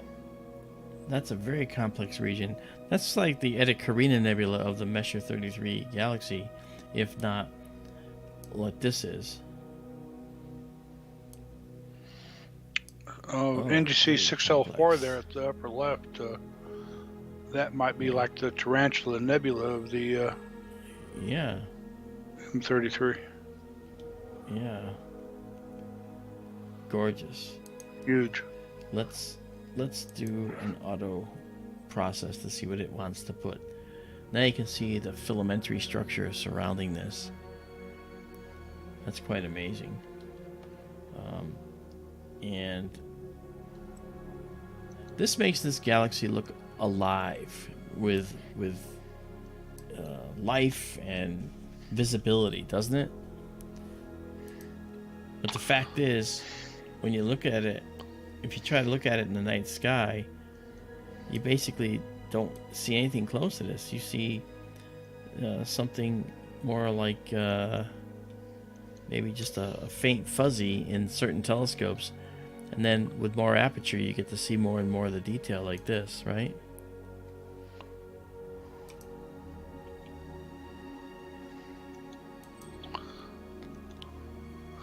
I posted a link to an image of NGC 604 in the chat. Okay.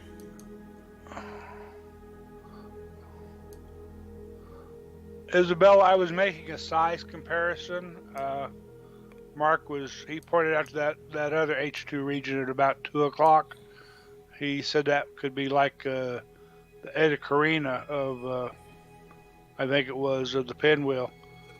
And I said, well, maybe then NGC 604 would be like the Tarantula Nebula. And if you take a look at that picture I posted a link to, you'll see what I'm talking about. It looks like a tarantula.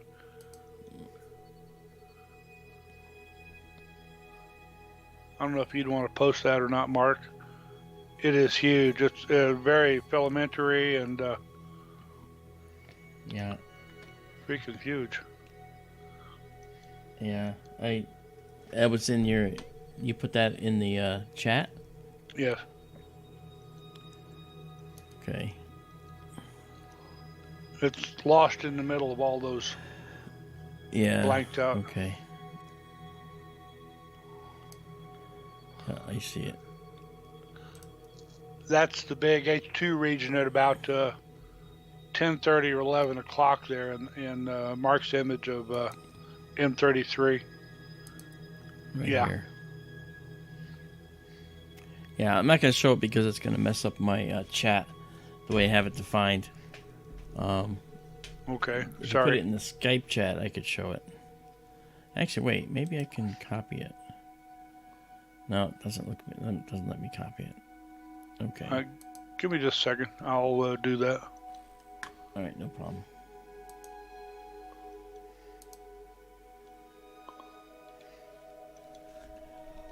Okay, we stacked 15. This is going to become a monumentally beautiful image. Oh, look at that. Wow. I'm aiming for like an astronomy picture of the day at some point, you know. I'd love to have Go that. for going it. on. Sure. Okay, I posted it in your chat. Yeah, I see it. So we're going to go check it out. So that object in the upper left of Measure 33 is not this, but could be the equivalent of this in our in our galaxy. See that? Well, in our region of space. All that structure is exactly what we see. This is not real color either. It's a false color object. This is 604. All right, and Measure 33 has this in the upper left. I thought you were showing the Tarantula Nebula. That's why I mentioned that at first. Oh. But that's okay. I bet that's bigger than Tarantula Nebula. Yeah, I think so. That's huge. Yeah. All right. So here we go. Let's we can pull that out. You know what it is now. All right. Let's go take a look now at this and see if we can dig out some details that a gain of 400. This is actually, it's actually pretty incredible how much detail we can see. And yeah, go ahead, Daryl. You had something to say? Well, the green regions. I mean, obviously they're doubly ionized oxygen. You called them supernova remnants, probably? I'm pretty sure those are likely supernova remnants, yeah. Okay. What's interesting is there's a string of them, okay? There's a faint one here. There's possibly one in here. There's definitely one here. There's definitely possibly one here. There's something in here. There's another one up there. Another one up there. It's like they go on and on. This is interesting nebula. It's got something in the middle, and then you got this hydrogen around the outside. It's just stunning. This is really just a gorgeous night, gorgeous picture. All right, here's another one. This is something else. That's beautiful. Then you got one here, and you notice it has like a shell around it, which you can actually see. See that shell? Mm-hmm. It's a faint shell around it. Okay, and then these stars here are collections of hot young stars mixed in with some nebular regions like the lagoon type nebula. This is a very active galaxy with lots going on. All right, here's another star that has apparently blown up, and it's got this outer shell of material around it. It's just beautiful. Zoom in on that. I mean, there's a limit to how much you can zoom in at times, right? Let's see if we can actually pull out some more detail.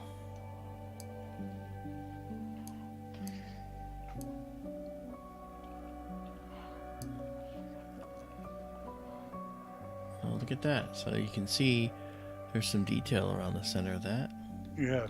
This green thing is an artifact of the camera. So is this. Every now and then some pixels or dead pixels on the camera, they come and go.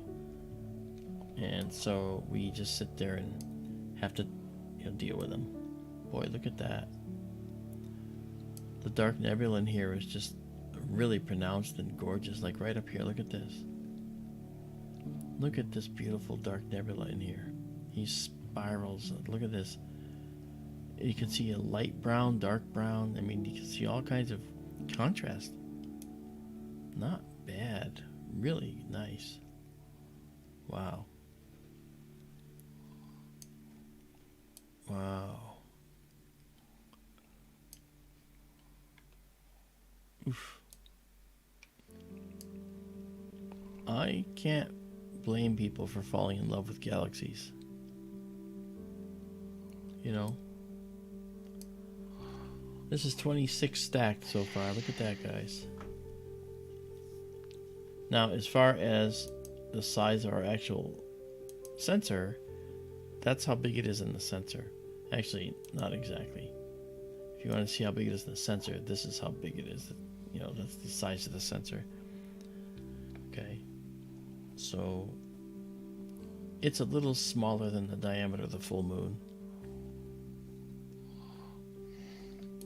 Wow, look at that.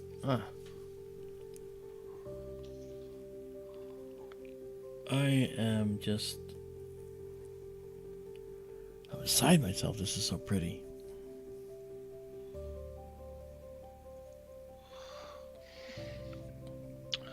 Izabela,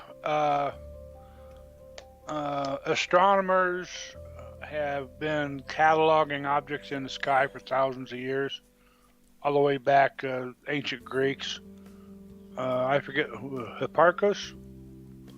I forget who all, but and they were using degrees. They basically figured out like right ascension and declination a long time ago.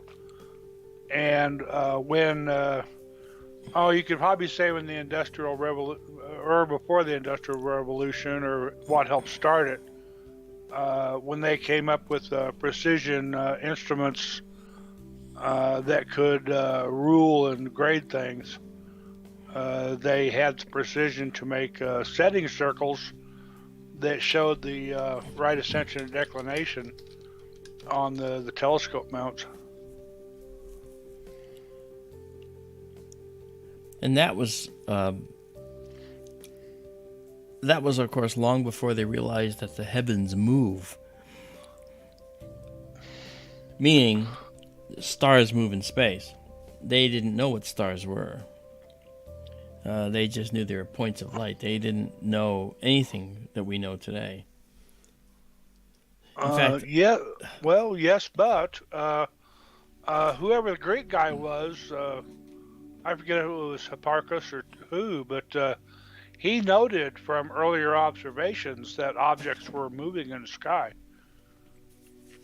He noted that the planets. He noted that stars, deep sky objects. He noted that they had moved over time, like we see Barnard star moving, and he noted way back then, thousands of years ago, that they had moved since the time of earlier observations. They were that precise. I don't know who that was.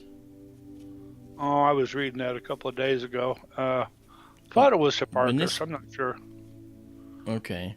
Because when this book was written that I have here,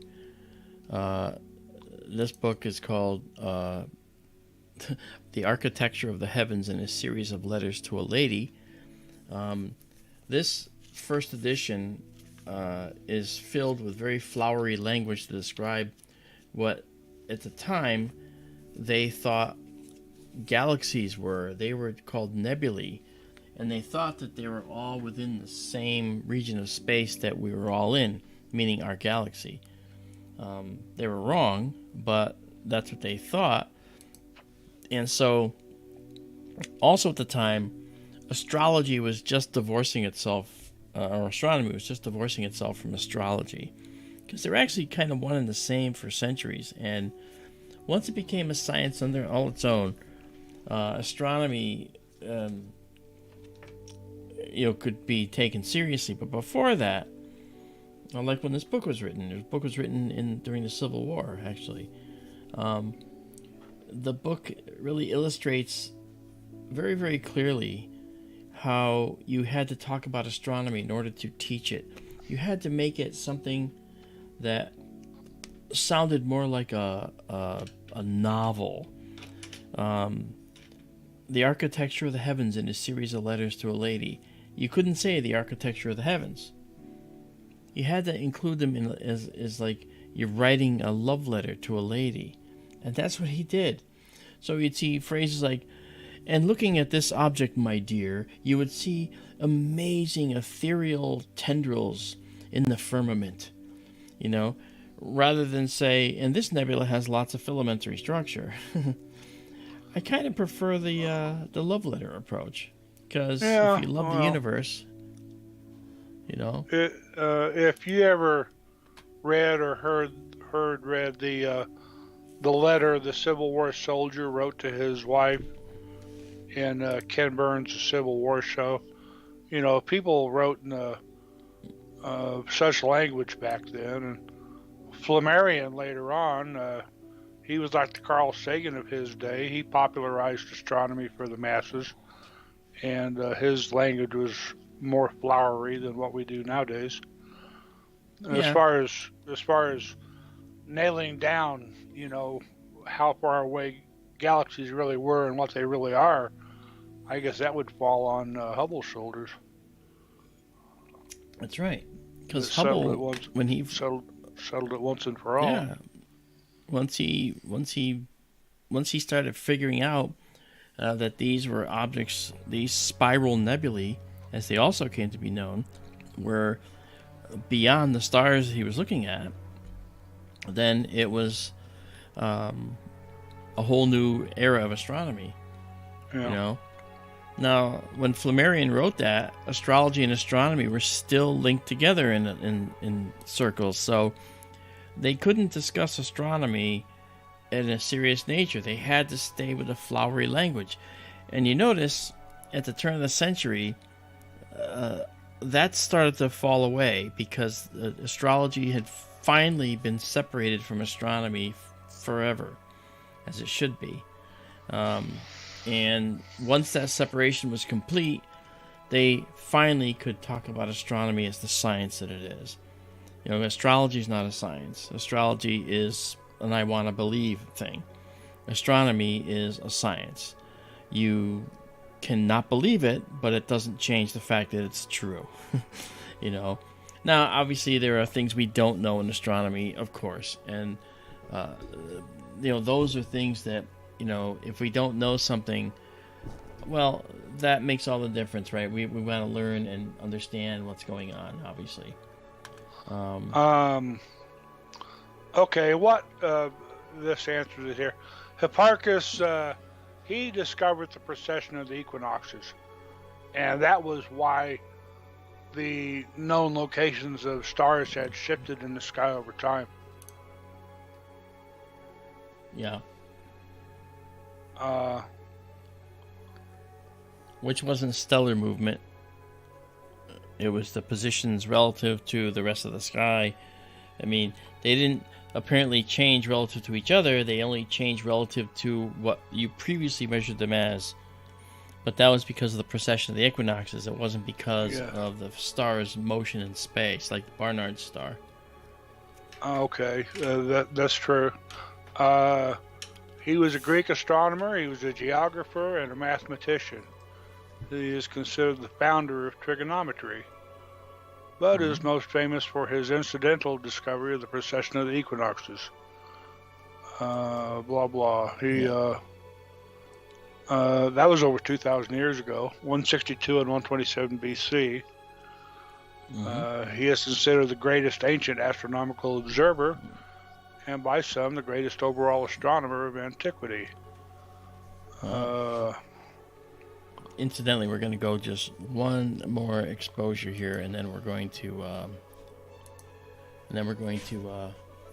hey, Enter. We're going to go one more exposure here, and then pause this and save it. Here we go. 44. I'll do an even 45. 45, a stack of 45 images. The noise is going to be almost non-existent here. Look at this object up here. Look how it's coming out. Look at that. That's beautiful. Look at that, Daryl. Yeah. There's going to be a lot of detail in this galaxy when we're done, I'm telling you. Just see a lot of stupendous. Dark clouds in the galaxy, too. Yeah. Okay, so at this point, we now have 45 stacked. We're actually going to pause, and I'm going to come over here, and this is one you're going to want to get, folks. Measure 33, and it's a galaxy. And this is the one I think that takes the cake on every single exposure we've ever done of this galaxy. I would say this is by far the best one we've ever done. And it is now saved. And it's there. We got it. Yay!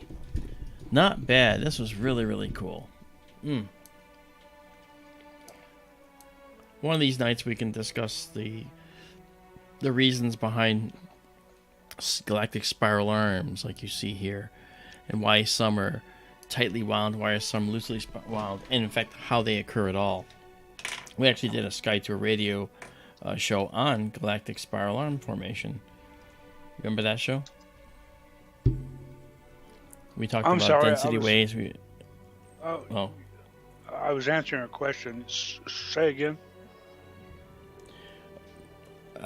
I said we did a radio show, Sky Tour Radio, on the formation of galactic spiral arms. Yes. All right. Yeah, I was asking if you remembered that. Okay, we got this.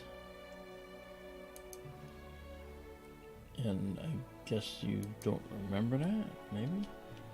All right. No, I remember that. I'm sorry. My mind is at about 3 different places at once. No problem. I'm doing 5 things at once. You should be able to do that. All right. Let's do this. Excuse me just a moment, please. Sure. All right. So now, this is our going to our night vision mode. All right, and what can follow on the heels of something like this? Oh, incredible. Oh, I know what I want to do. Oh, yes, I know the Andromeda Galaxy is tempting us. I get it. But what I'd like to do is I'd like to come back this side of the pole and do one of my favorite objects. It's up here. I think, let me look for it here. Oh, yeah. I don't want to do the elephant trunk tonight. I know the elephant trunk is going to be stunning. What I'd like to do, though, is one that has dark nebula in it that's just stunning, and that is the Iris Nebula. We haven't seen that one in a full year. There it is. All right. So we're going to go to the Iris now. First things first, bring back the computer. Okay. And now let's go to the Iris Nebula. Greg O'Brien asked, is Orion up yet? It is not up yet, but it's starting to rise. You probably will see the Pleiades out there in Taurus, and then behind it you're going to catch, you'll see Rigel and then Betelgeuse.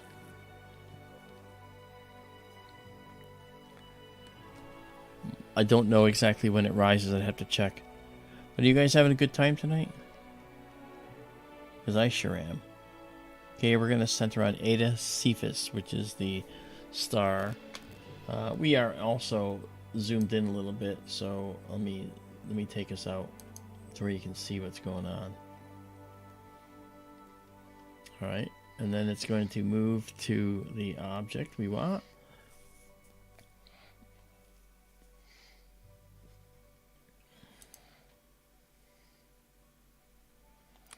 There it is. And once we lock on, then we can go check it out.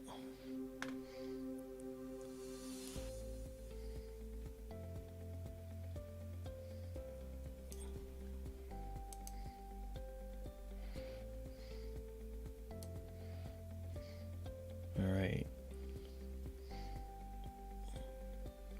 Iris Nebula. Cool. Yeah.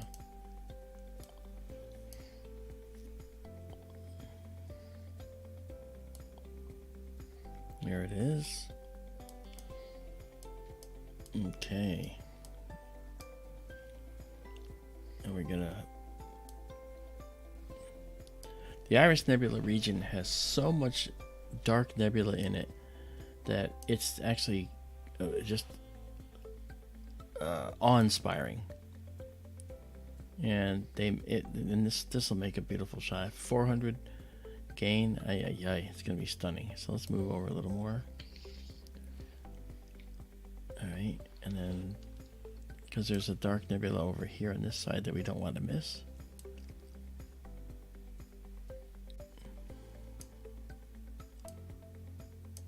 All right,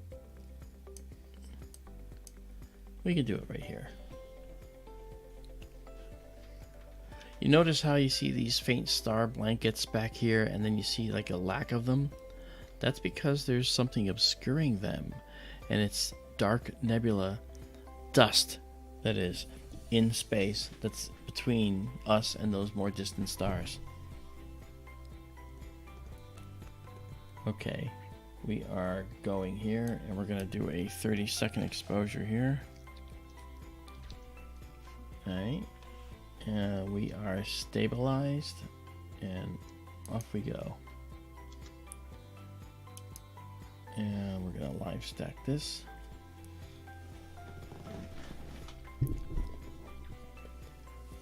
Okay, the Iris Nebula is this beautiful reflection nebula complex, so that the center is going to be blue but the surrounding area is unlit. It's just subtle light from other stars around are illuminating it, including the central star in the Iris Nebula.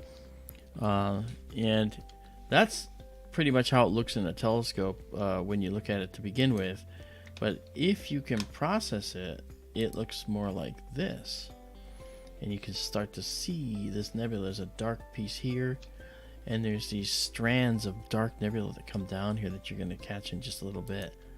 And it's really pretty. All right. And one thing to notice is the reflection nebula is where the dust is scattering the blue light from the star.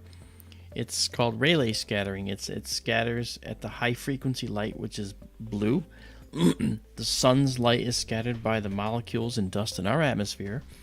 And so that's why the sky looks blue in every direction, because scattering works by absorbing and re-emitting the light in all directions. Okay, not in the same direction it was heading toward or coming from.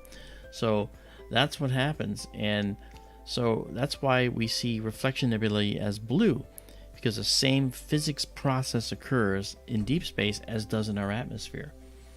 And when you take blue light away from starlight, it makes the starlight redder. And we'll notice when we look inside here, okay, you'll see a number of stars that are in the nebula that are red. And they could be M-type stars and red, or they could be having their light reddened by the dust for the same exact reason. It's the dust is scattering the blue light, and thus we would not see the star in its true color. So we'd have to color correct it. This is an interesting spot in the Iris Nebula. This is a window through the dust to see the stars behind. See that? Isn't that cool? Just love that. And we zoom out, you can start to see the nebulae coming in here. Just as time goes on, we've only got 5 stacked. As we stack more, this is going to get even better.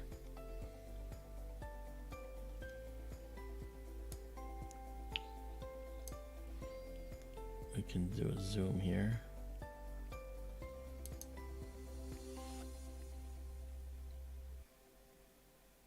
All right. Let's see what it wants to do. It wants to do that. Yeah, we can see some knots of darker material showing up. Really nice.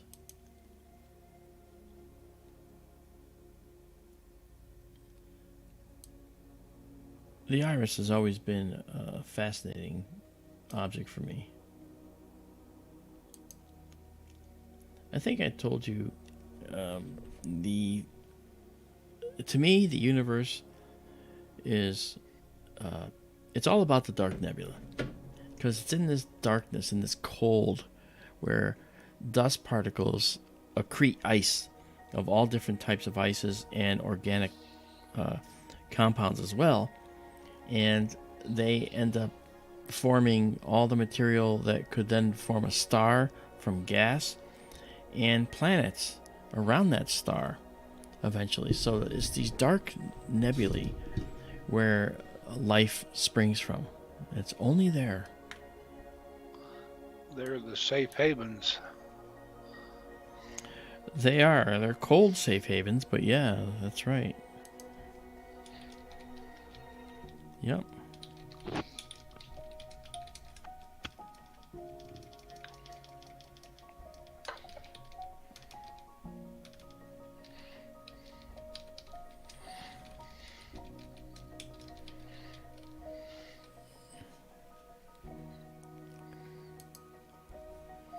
Put that out there.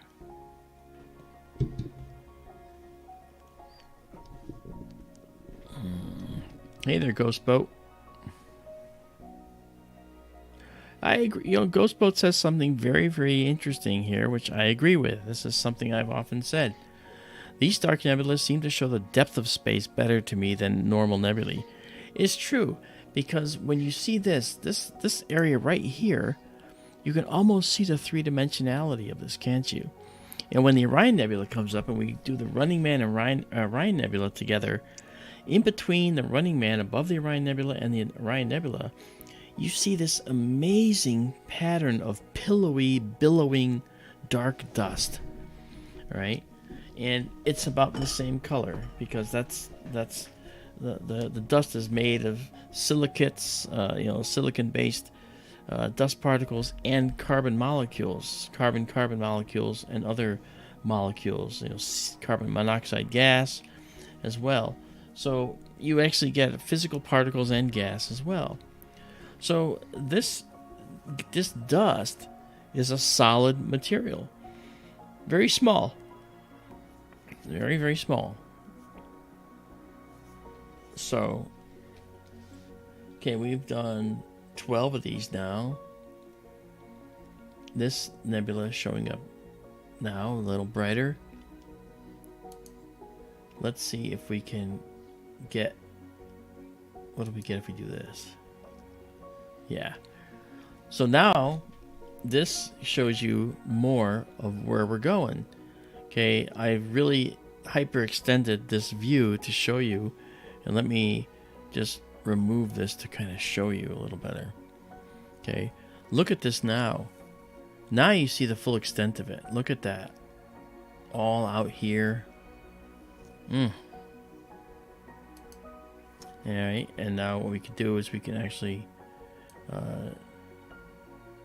darken up the background relative to the dust a little bit. Let's pull that back a little.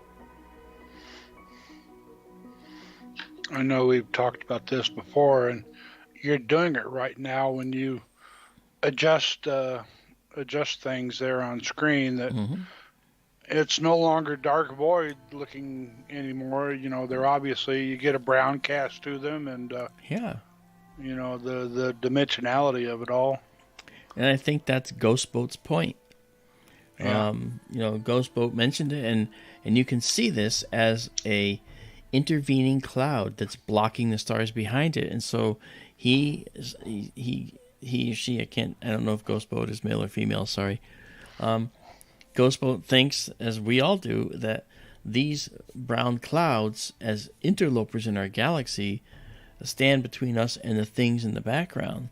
And for you, Ghost Boat, it's the same as it is for me. So I think that's pretty cool. Can you zoom in on the hole in the cloud there? I can. I just want to do a color correction here. Yeah. That kind of perfectly illustrates it. I know you mentioned it earlier that...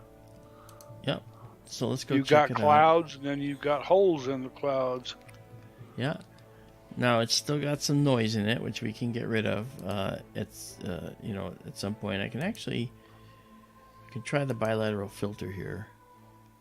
And that kind of gets rid of some of the noise.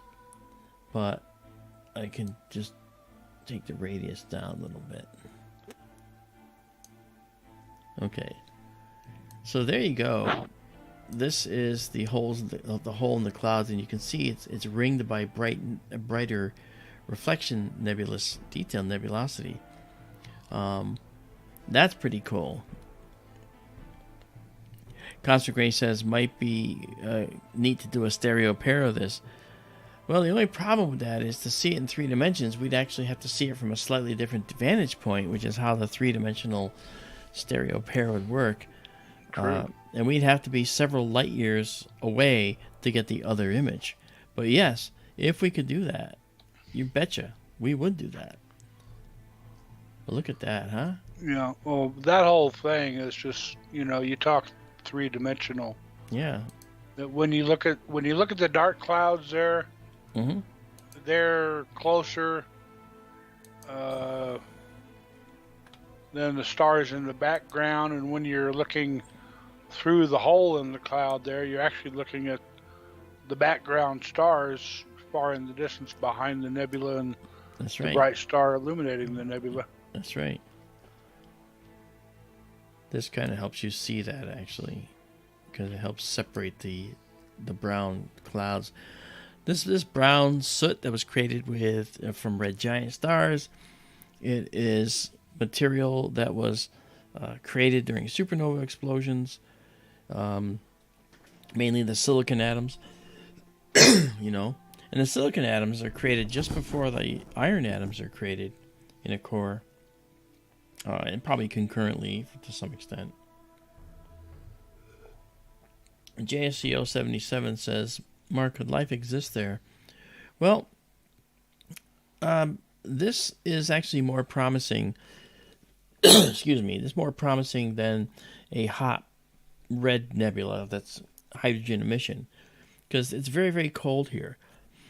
There might be gas. There might be gas that's ionized, but it's very low level amount of gas. And this star is actually, if there's any gas here, it's not ionizing that gas. It may not be hot enough. So it's really, really cool. So cool. It's as cold. in chilly, yeah, it's cold. Yeah, it's a few degrees above a few degrees Kelvin down in here, probably, maybe a little warmer up here. And so yes, there could be a solar system forming deep inside this iris, and we can't see it yet. But yeah,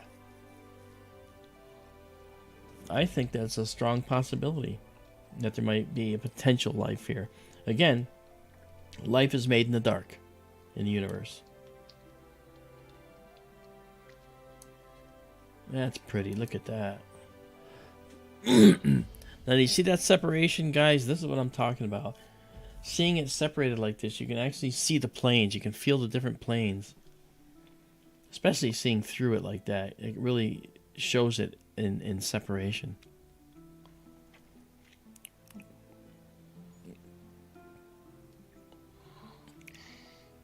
Oh, I see what Cosmic Ray is saying and what you respond to. They make binocular viewers, but the problem is you get half the light in each side. So if you looked at it with a telescope with one eyepiece, you'll see it at a certain brightness. If you were to split that light apart and put it into two eyes, you don't get twice the light. You get half the light to add up to all of the light, right? So it would look dimmer, but it would end up, your brain would fill it in and you know, look like a pair of binoculars.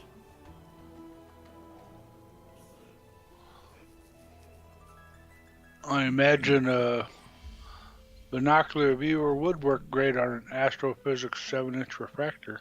Yeah. Yeah. Ray, I have a binocular telescope I built. It's two 6-inch refractors slaved together.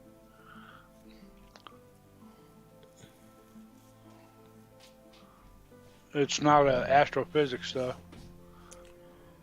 Let's see if we can make a modification here.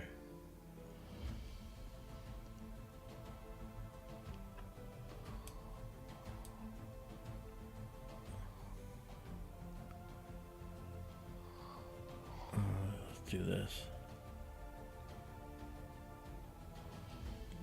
Yeah, I'm just going to come back just a tad. I want to show you. Alright. This is, of course, way blown out. But look at all the nebula in here. Look at all that we have waiting for us here. There is so much stuff in here. So much stuff to see. Yep.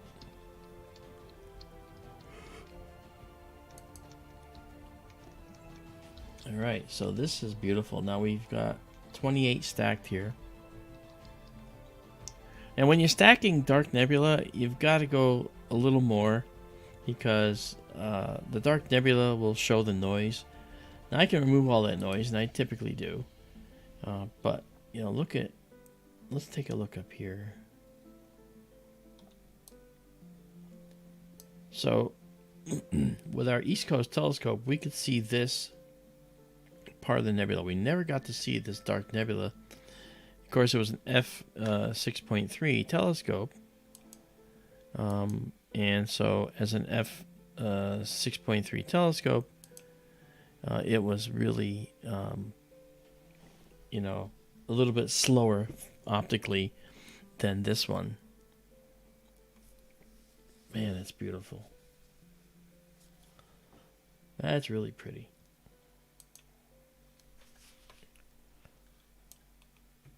Pretty complex, huh? Very. A lot going on in there. A lot going on to unpack, as you say.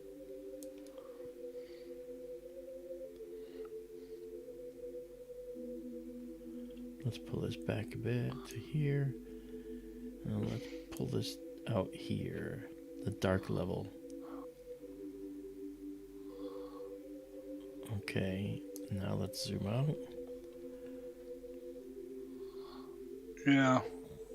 There we Well, go. things like this, you know, the Barnard objects and the lens dark objects and all, they help show people that those dark patches in the sky weren't voids. They were, you know, Right. molecular clouds. Yeah. Now, if you look toward the center of our galaxy, guys, there's a little space that you can see in summertime, and it's called Bod's Window. I think it's Baades, Bod's Window. Yes, it's right off the tip of the spout of the teapot. Yeah, and you would think Bod's Window is going to be a hole in space, kind of like a black little spot. It's actually it's exactly the opposite. It's an area where you see more stars because you're looking through a lack of dust. So it's the opposite of how you might think. So Bod's Window is going to be like this right here, up here, where you're seeing a lack of all the stuff obscuring the other stars in the distance so you can peek through. This is a window. Okay, in astronomical terms, this is a window. All right, so that's kind of interesting. And maybe it's just two tendrils that happen to be near each other that make it look like this. Maybe this is all open over on the other side of this, you know. But the one thing that's really important is to notice the colors. All right, the color of this material is very important. Let me color correct one more time. There you go. So you can actually see the brownish color to this material. Gosh, that's really pretty. Gosh, that's pretty. 35 stacked. I think this is good for the Iris Nebula. But first, while we're waiting, I'll just do one more thing. The Iris Nebula. And it's an emission nebula, EN. No, it's not. Sorry. It's a reflection nebula, RN. Alright. And it's also a DN for dark nebula. Alright. And what do we got? We are at 36. So we're going to pause it there. Save this stunning image. So it's been saved, and now we'll save it exactly as seen. Then let's cut this out right here. Okay, so now we're not hypered out.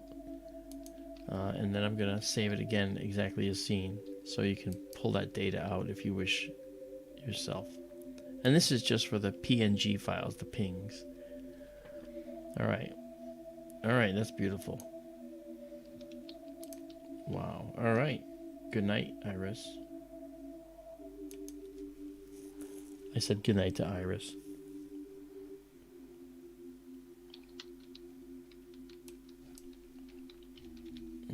One second. And then oops. 1 second. Yeah, that's what it was. 1 second.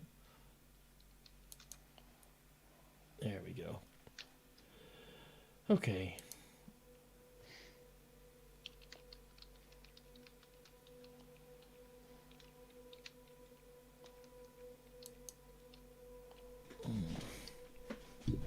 Stunning. Okay. Wow. I just find this incredible.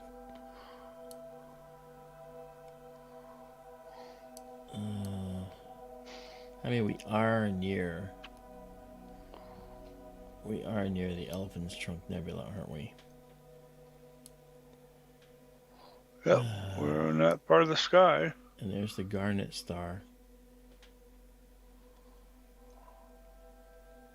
The Garnet star is, of course, a beautiful star called Arrakis. Mu Cephei. That's actually a supergiant. It's an M2-1A supergiant, in which means M2 is the spectral class, and the luminosity class is Roman numeral 1A, and that means it's a supergiant star. Cosmic proportions. This is going to go supernova, without a doubt. So, I'm wondering, we should show people that star. It's really something to see this star. It's really pretty. So let's go look at the Garnet star. Alright, here we go. Off we go. You'll see the telescope move. Just a little bit.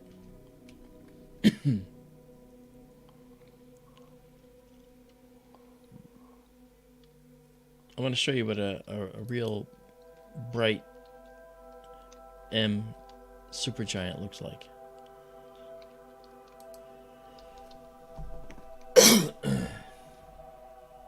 Mm-hmm.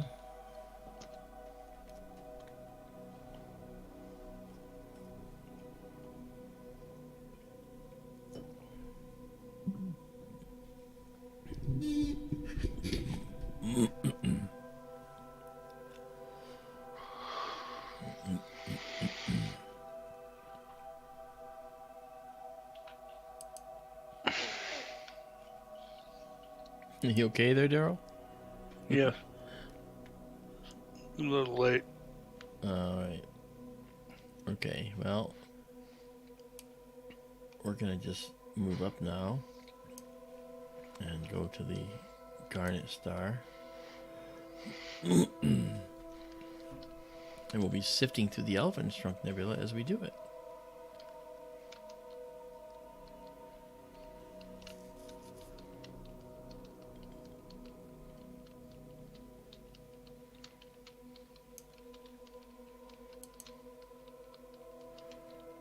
There goes the Garnet star right there.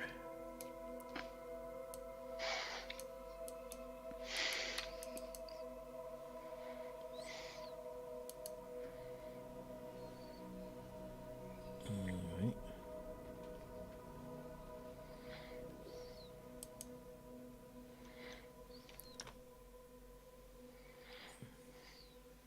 Let me try something here. Check my coordinate system here. According to this, I'm not there yet. I don't know if that's true or false. I think it's... Yeah, I thought that was it. Okay. Yeah, that's it.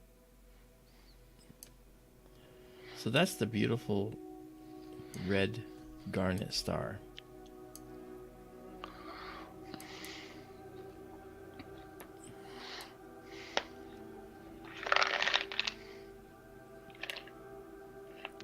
Excuse me. All right. Okay. So, let's just do a 20-second exposure on this. And we're locked and going. And we shall go for it. Here we go.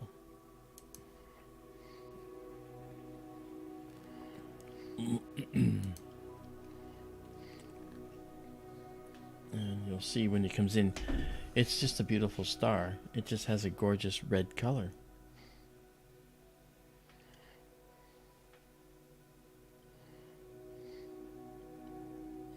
Look at that. That's a beautiful, beautiful star. And as you can see, it's tied into the Elephant Trunk Nebula, which is down here.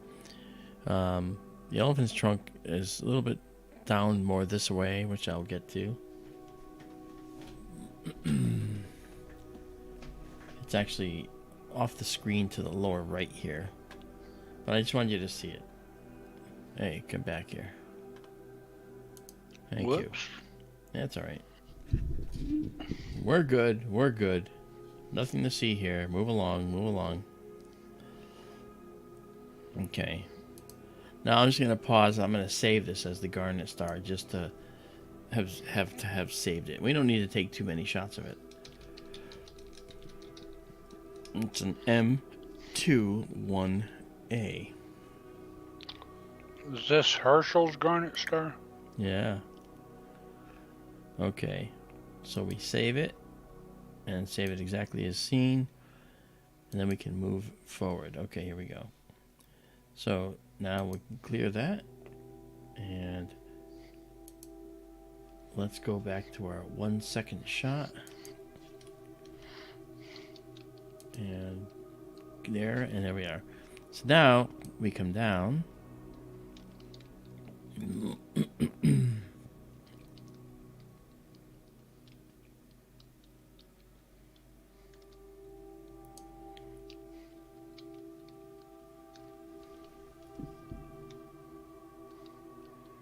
I get a look here.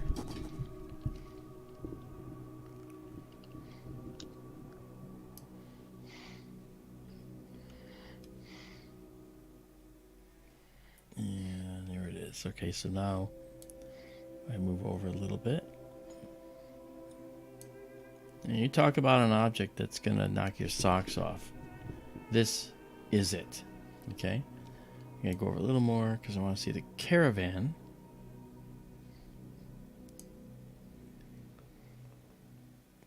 Right. So this should be right about, there's the elephant's trunk right here. And this is the caravan. Still want to go a little more. Okay. This is good. You notice where the telescope's pointing is pointing overhead and a little bit toward the north. So it's heading a little bit out the back of the telescope that way. Okay, out of the back of the building that way. And that's where it's looking.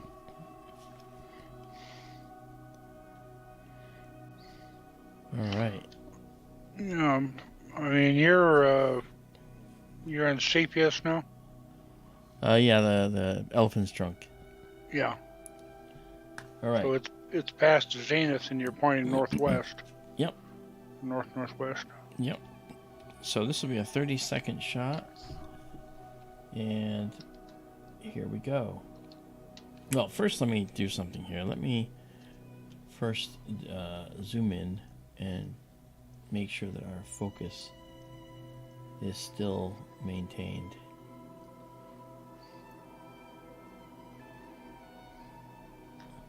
Yeah, it looks like it's pretty good. That's good. All right.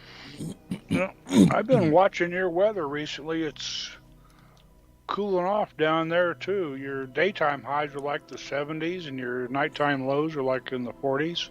Yeah, that's the reason that I set the cooler to 51% efficiency, and the temperature is now minus 15 on the sensor, because I have to be below ambient by a certain amount in my view. So when it's like 100 degrees out, I go to minus 10. Okay, when it's lower temperature, I go farther down lower to keep that delta going, keep that difference. Mm-hmm. That's the way I like to do it. Okay, 30 seconds. And live stack this. Oh boy. If you guys think you've seen a nebula, you haven't seen this one. Yes, the iris is beautiful and it has lots of dark nebula, but so does this. But this is an emission nebula as well as dark nebula.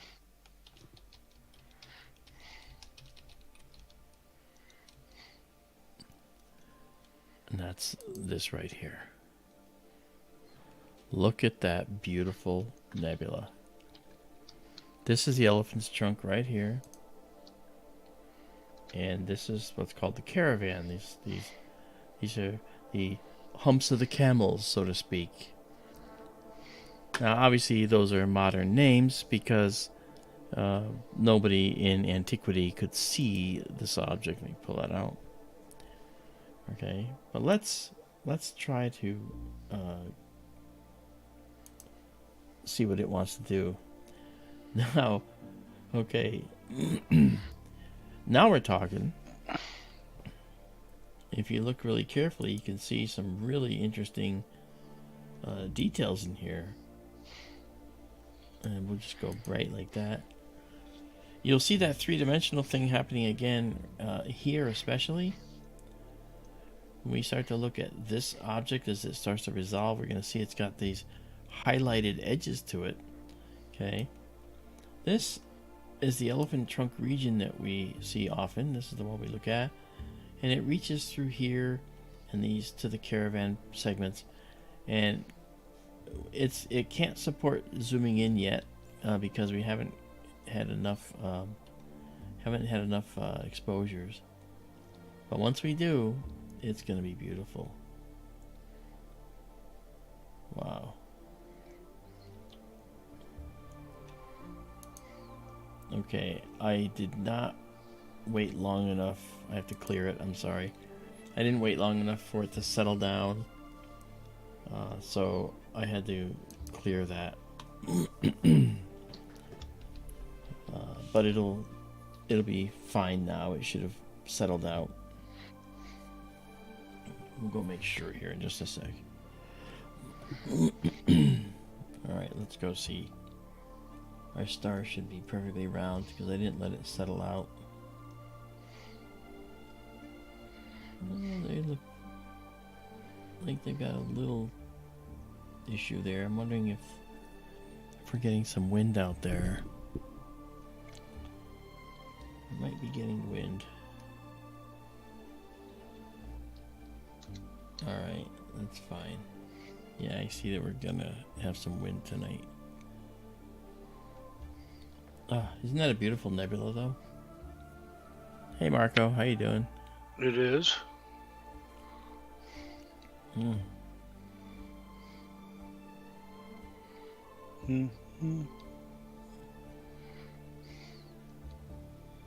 Wow. Hey, it's Mike and Daisy. How you doing, Daisy and the Cowboy? Good to see you guys.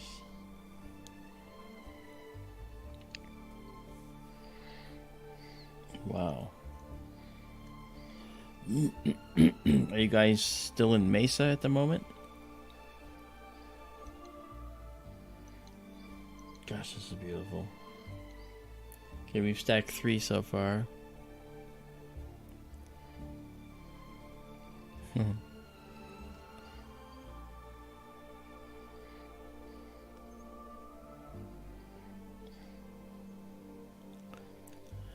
Alice Pooper says, is the whole screen a nebula? Yes, it is. In fact, the whole screen can't encompass the whole nebula. It's way out beyond each side of the object, the image. Way out beyond.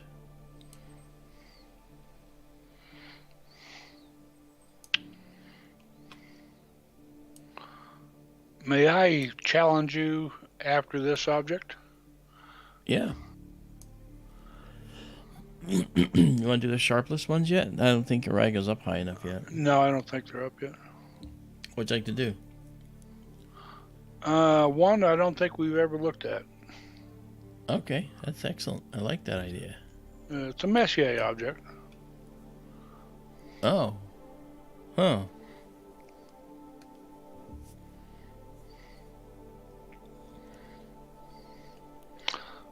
The Webb looked at it recently. Oh, we're going to have to look at it then, aren't we? Hopefully. All right. All right, let's take a look here what we got.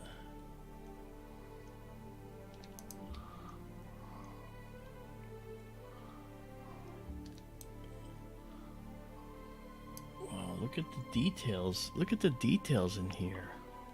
I always liked the caravan there. Yeah, a lot of details in here. One hump or two? The dromedary has 2. Camel has 1 hump and a dromedary 2. Wow. Actually, Bactrian has 2. Dromedary has 1. You sure? Yep. Maybe you're right. I forget. It's not astronomy, so I don't remember that.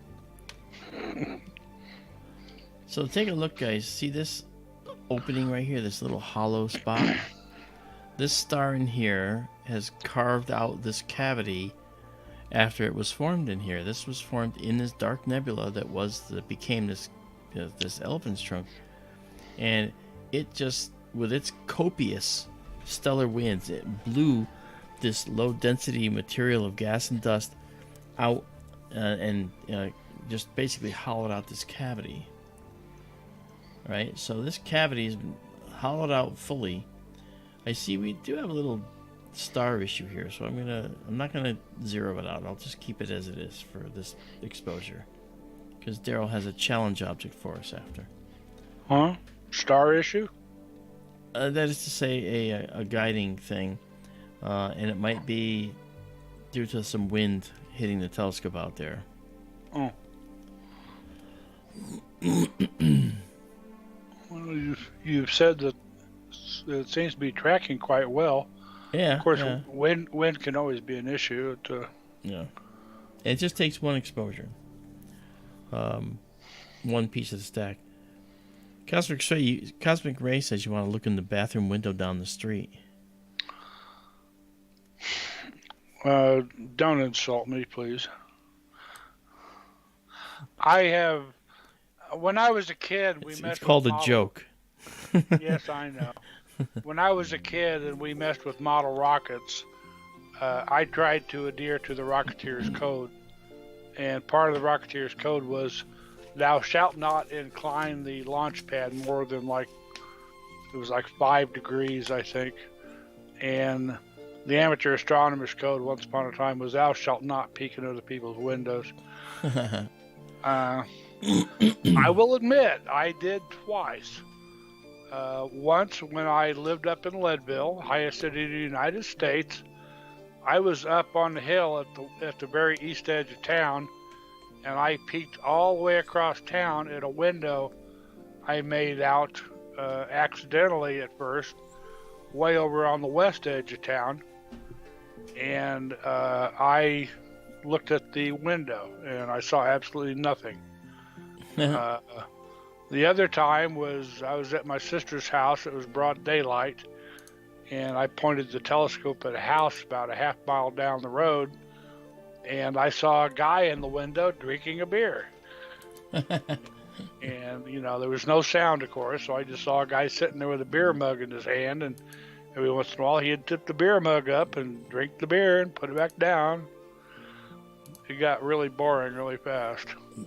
Well, I sort of can match the story. When I was working on the parallax program at the big observatory, I was using a 20-inch Alvin Clark refractor. So the refractor was 35 feet long. And I mentioned before, the whole floor moved up and down to meet the telescope. And I wanted to see what kind of resolution it could make out. Because I was actually concerned that it wasn't performing. So I rose the floor as high up as it could go and had the telescope pointing horizontally, almost looking down.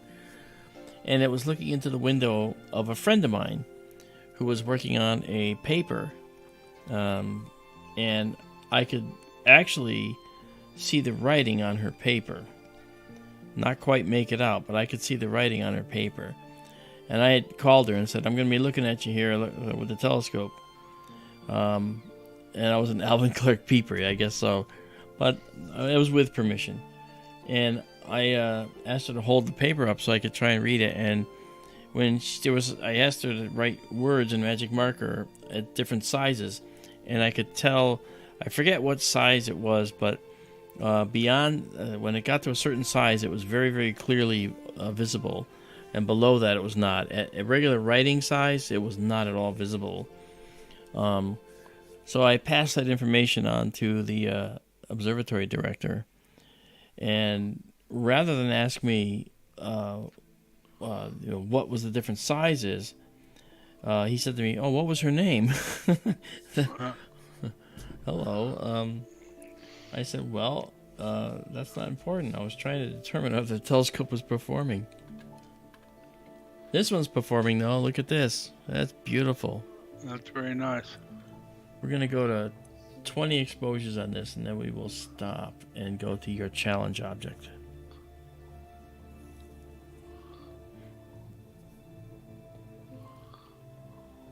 Greg O'Brien says, haven't we seen that similar image from Hubble, though? Are you talking about the pillars that of creation that from Measure 16 that Cosmic Ray is talking about? What are you talking about, Greg? That Alvin Clark reactor was a refractor was at Wesleyan University in Middletown, Connecticut. It's still there. I didn't care much for the Webb image of the pillars of creation at first. Then I saw they put the Hubble image and the Webb image side by side so you could compare them. And you really could see and appreciate the difference between the two.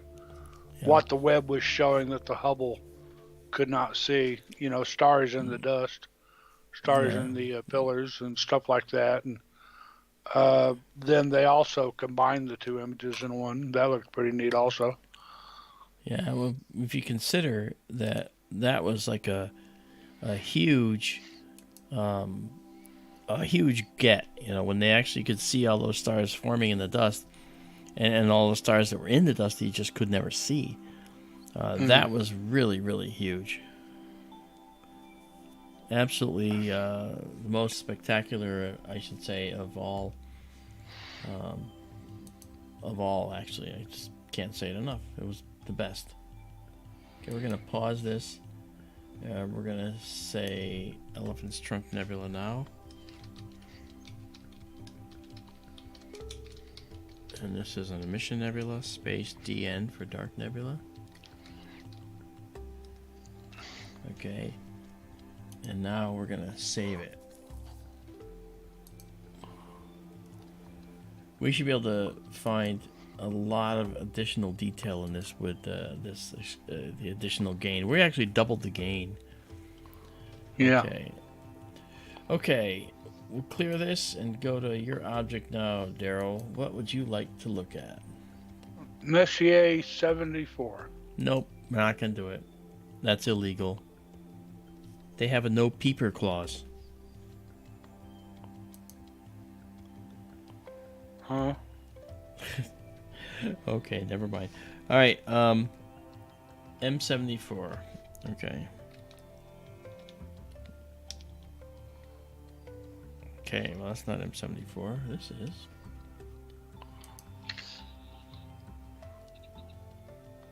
The Phantom Galaxy. Oh, okay. It's in Pisces. And it's not far from, you saw the whale down below as Cetus. No. M77 is to the lower left of M74. Maybe we could sneak in on that one too. Neither one is. This is a beautiful face-on spiral galaxy. It is not large, but it is a classic grand design spiral galaxy. Looking at it face-on. Well, let's see if we can see it. And this is one that Webb did a well-known image of. And actually, for not liking Webb images.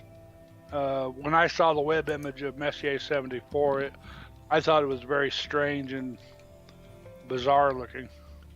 All right. So watch the telescopes. You can move all the way over the sky now.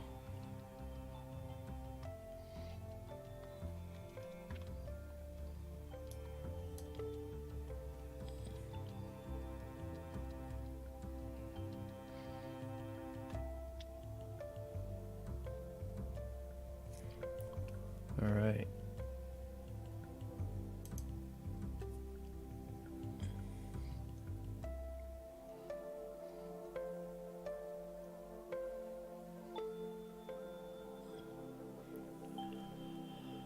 Alrighty. So it's lining up in Aries with its waypoint star.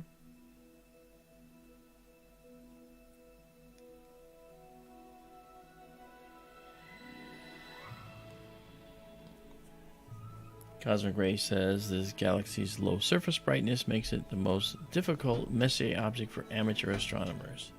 Yeah, I saw that. Well, luckily we're not amateur astronomers.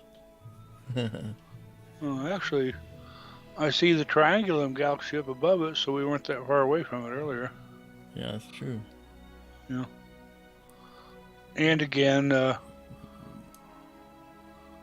kind of hexagon, whatever shape we saw to the lower left there, that's the head of Cetus the whale, and M77 is in there.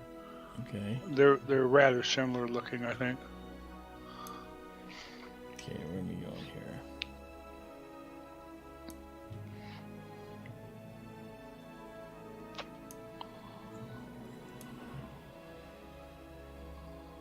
Alright.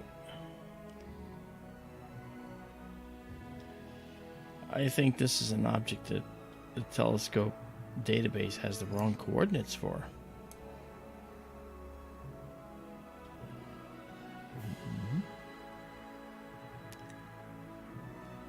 I can steer to it and get there just fine.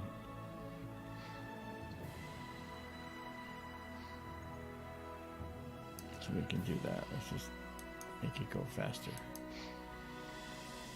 Go fast. That's better.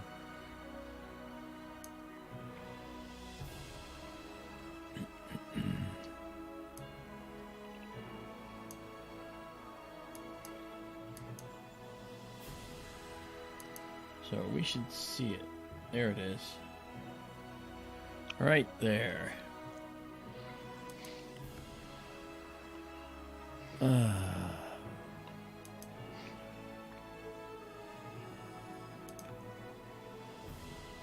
Okay. Let's do this now. Back to our... What? Oh. Okay. That was weird. I just saw something strange on the screen there. I can see I'm going to have to also realign the camera when I go out there because they didn't quite get it perfect, but that's alright.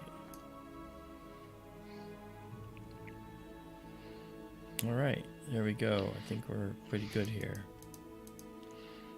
That's alright. Well, it is small, but then again, it is a challenge. Yes, you have challenged us, and we shall win.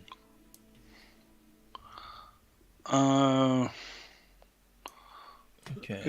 It's about 10.5 by 9.5 arc minutes. Mm-hmm. I was hoping it would be enough to... I don't know. I know when we were looking at galaxies in a Virgo cluster back in the springtime, I think they might have been comparable size-wise to this. Maybe. We got pretty good looks at some of them. Yep. How come your crosshairs aren't on center anymore? They because I'm zoomed in a little. Oh, okay. Alright, so this is the actual center right here. Alright, so we're good now. Alright, now this is going to be M74, which is a galaxy.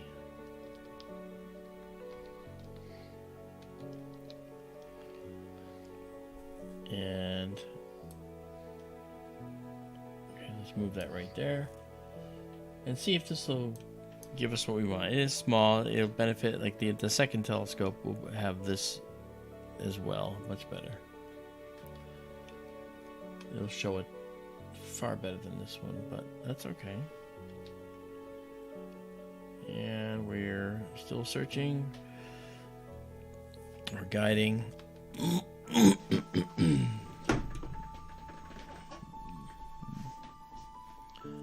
I'll wait for it to stabilize. Okay. And we're stabilized, and now we're stacking.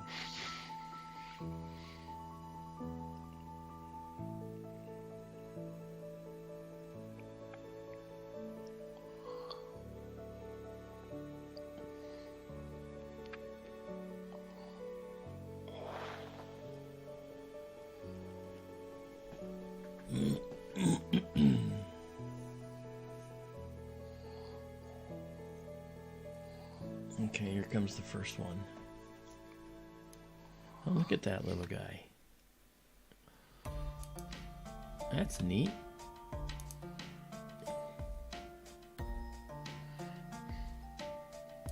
Let's see if we can start pulling out data in here.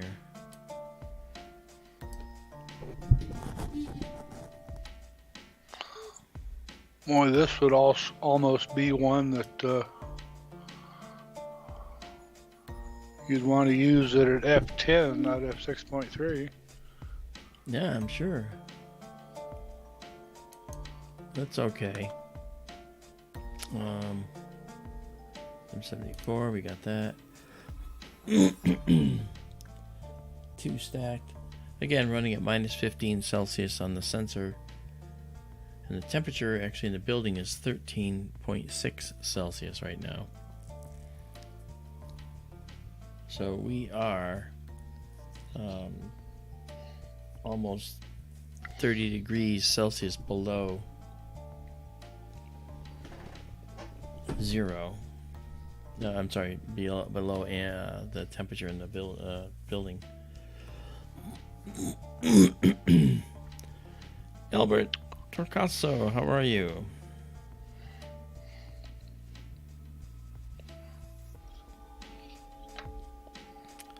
Well, you know what? Albert says someone has a scare video up claiming that 4 massive asteroids are heading towards Earth this month. Yes, that's false. Do you think YouTube needs to ban these videos? Slippery slope. I would say that if there's something that doesn't have any scientific validity, then yes. I don't see any reason why that kind of crap should be promoted.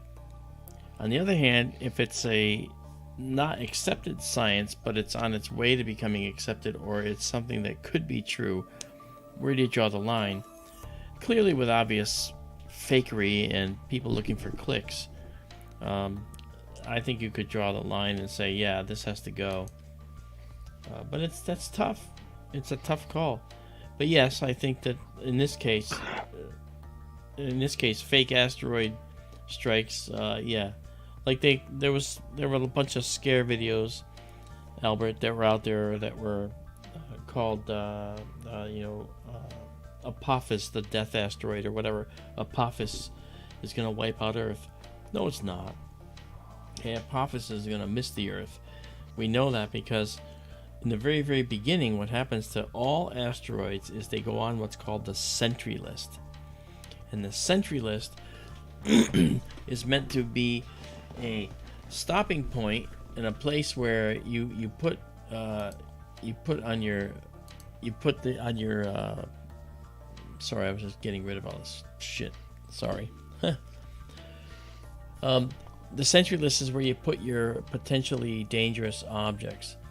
And then once they figure out the orbital elements, that is, where their orbits are going, etc., then they can actually calculate whether it's a danger to the planet.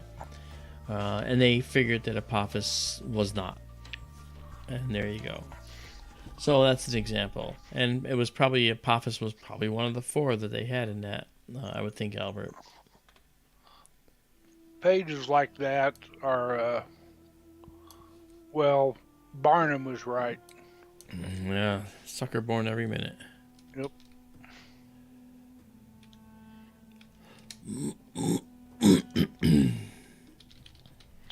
Well, see, that galaxy is starting to develop rather nicely.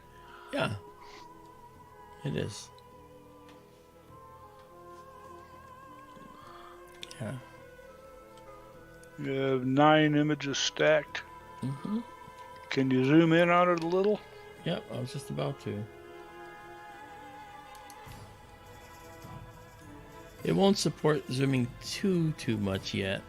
Yeah.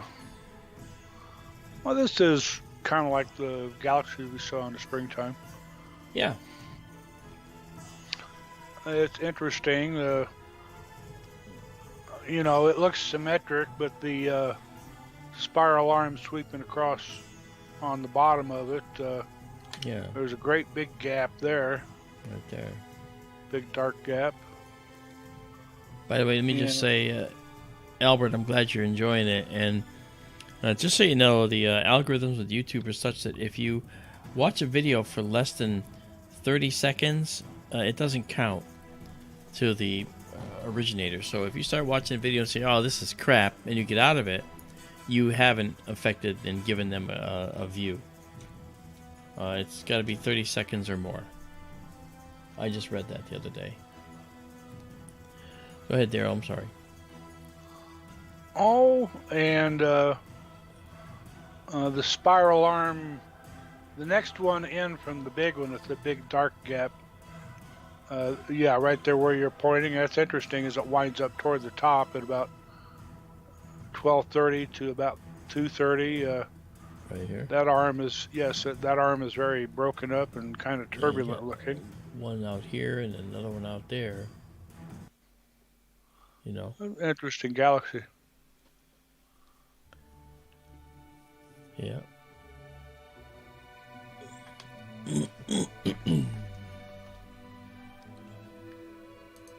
Let's see if we can do some processing and view a little more detail.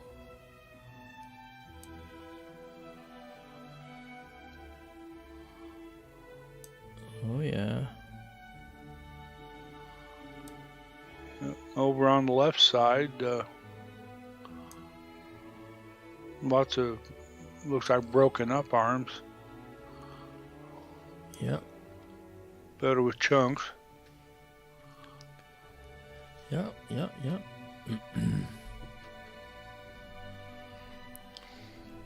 Albert, thank you so much. We're glad to have you here. Actually, very glad to have you. Albert asked, did you see any of the Orionid meteors this past weekend? I'm in Connecticut and out in the Arizona deserts where we're broadcasting this all from, running it from Connecticut. And yes, I did see Orionids here in Connecticut. What I did was I went outside with my night vision viewer, which was a $399 Psionics Aurora Sport. It's a full color night vision system for $399. Quite a bit cheaper than the $5,000 systems to see in just one color, like green.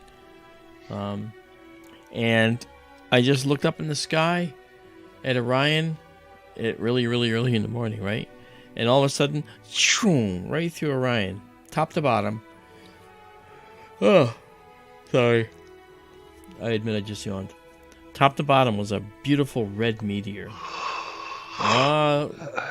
Darn you. Yeah. You just made 35 people, yawn. Yeah, I think so. Not me, though. No, I didn't make anybody yawn. You made me yawn. I know, right? Good night, Judy. Alright, so what's this here that I'm looking at? Judy's leaving us? Oh, Judy McClellan. Good night, thank you for coming. Hey, Lewis. Lewis Ta. Yawning is contagious, he just yawned.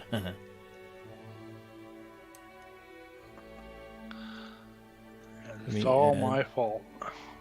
Oh, I'm sure it's mostly mine, but that's okay. I noticed that we had more real estate over there. Well, that's an interesting galaxy. It is. You might remember, this is actually, I think it was one of the earlier objects that Webb took a look at. Uh-huh. And it was one of those, it was a very unreal looking image. It wasn't a pretty image that I recall.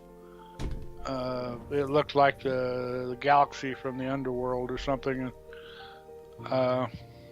It was showing you all the infrared star forming regions in the galaxy, though. Yes. And I don't know if they've gotten better at it since some of the early images, because I think some of the later ones look better than the early ones did. Maybe they're still getting their sea legs. Well, keep in mind that the processing will change, over time. They will change processing things. I mean, I remember, for instance, okay, give you an example. My friend John and I, the guy with whom we were starting this whole observatory thing 15 years ago, John and I wrote a computer program that ended up being used by the Hubble telescope team to do initial image processing of their photos from the Hubble. And they used our program for a while. They were checking it out. They thought it was great. Next thing you know, somebody said, well, wait, we can do this. We can do a little better. And so they actually improved on it and then ended up making a professional package for use by universities and stuff. So I thought that was, really neat, JSCO says, Mark and Daryl, what site do you use to view the web images, please? Actually, to be honest, just literally go to Google and look up latest James Webb Telescope images, and you'll go to the James Webb Telescope page where they have a gallery of all the biggest hits so far. And you'll find it in 10 seconds, I promise. Yeah. Give me this second. I have the link. You have a link? Here. Okay. Yeah. My friend John was not an astronomer. He was actually just an interested guy in astronomy. Died of cancer, and I put the telescope on the shelf. That's the telescope behind me, and didn't touch it for several years. Then I had my surgery and realized, you know what? I think I'm gonna follow through and make the dream come true, and so we did. I did it, and luckily I had the help of Marianne and Tara, and Tara's husband Dale, and the wonderful co-hosts Amanda Curran and Daryl, and occasionally Tara. So, Marianne was on with us the other night actually. So there's a lot of wonderful people that have worked very, very hard to make this all happen for everybody. And we're not getting anything out of it. We're not being paid. We're making no money on this at this point. I need to just get money to get new equipment and get stuff upgraded. That's the big problem we have. So that's why we started the 501c3 to hopefully allow us to have access to some foundations for educational outreach in astronomy. I mean, let me tell you, man, I don't think anybody does it better. I know that sounds kind of, self-centered, I guess, but it's not. Because the I in SkyTer live stream stopped years ago, and now it's we. Yeah, my health is great, Albert. Thank you. I fought back, actually. The last surgery I had, there was a clot that got loose, went to the brain and blew up, and I had 8 major strokes on the operating table, and I never knew it. I was dying, and they didn't know why. Then they did a CAT scan and said, oh, his brain is full of Swiss cheese holes caused by all these clots that blew up in there. So when I woke out of the coma a week later, a coma, by the way, in which I was wide awake during the entire week, but they don't believe me yet. I relayed conversations that they had. I was totally blind, and I was quadriplegic, and so I had to realize that I had to fight back and figure out how to retrain my brain and make it work again. And during that coma, I heard them saying that they noticed that I probably was going to be a vegetable. That's what they said to my family. And I figured out a way during that coma. I worked day and night basically while in that state as a head in a jar because I couldn't feel anything. Nothing was connected. And I figured out how to fix my brain. And I did. I reconnected neurons. I made them do new things. And I used the brain's primitive programming to do it. Very quickly. The brain tries to keep you, the organism, out of danger, right? So try to put your finger in a candle, and it pulls out. You can't control that; it just pulls out. Automatically. It's an autonomous reflex. In the same way, the brain tries to eliminate pain to the organism that way. So when my eyes didn't work, I forced myself to watch a TV show on the laptop that the nurse put in front of me, and my brain, the eyes worked fine, but the signals going to the brain were scrambling. The back in the brain, they were being scrambled, and so by continually watching TV with eyes that didn't see, the brain finally said, I can't stand this, because I was having migraine headaches and all that from the brain trying to figure this out. And I ended up getting my sight back within days. And the doctors couldn't believe it. They thought I'd be 8 to 10 weeks plus 2 years of recovery to figure out whether I can maybe walk a little bit. And I brought it all back. I got everything back. I got my sight. I got my hands and feet. That's another story, how I got that back. And I think it's important to understand that the brain can be retrained. And it's that primitive pain that people want to avoid, take that pill for. That's the secret. That's the magic. Because that pain is how you're going to heal. You have to embrace the pain. Train the brain with pain. Silly sounding, I know. Okay, this looks beautiful. This came out okay, Daryl. Yeah. Might have been small, but it's a big one. Look at that. This detail here, this arm up here looks really nice. I like it. So do I. All right. Well, thank you for indulging me. Of course. That's a very good galaxy. Let's pull the name. M74 Galaxy we have there, and what we'll do now is wait for this last one to occur, and then we will go in. There we go. Okay. You want to try one more? Oh, of course. What time is it? It's 1:36. We're fine. Yeah, All I'm right. gonna have to go to bed soon. I don't care where you go. I'm gonna keep going. No, I'm getting tired. Yeah. All right. So we saved it, and we'll save it exactly as seen. And now let's back out so we can see what we're doing here. All right. And now let's see here. It is small. It is. I would have to guess some kind of gravitational interaction opened up that arm there on the bottom to make that big gap.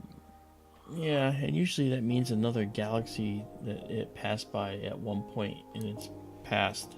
Yeah. Maybe this one. The next one. Uh-huh. Messier 77. 77. Is it right nearby? It's not far. It's the one in the head of Cetus the whale down to the lower left. Okay, is this gonna be another We have small looked one? at it. We have looked at it before. Yeah, this one. Yep, there's the Bright Star Menkar. Yeah.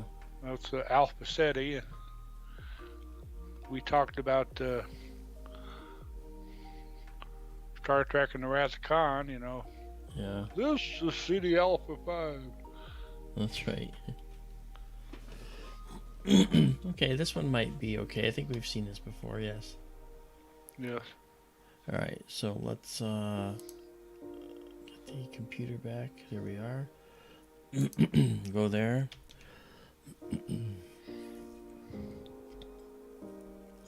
And off we go. It's probably going to go to Menkar. And look, there are actually 3, 1, 2, 3, 6. At least 6 are the galaxies in the neighborhood. There are.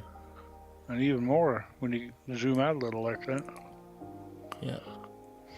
All right. Oh, we're actually at Kefajim. Cephalogyne.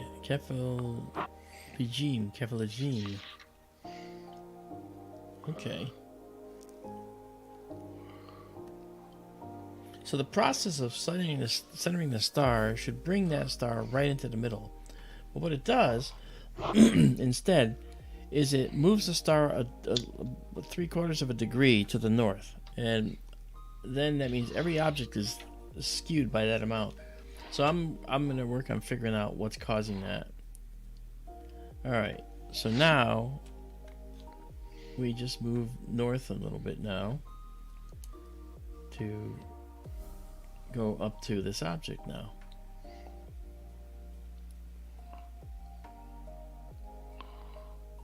Cetus A. Yeah.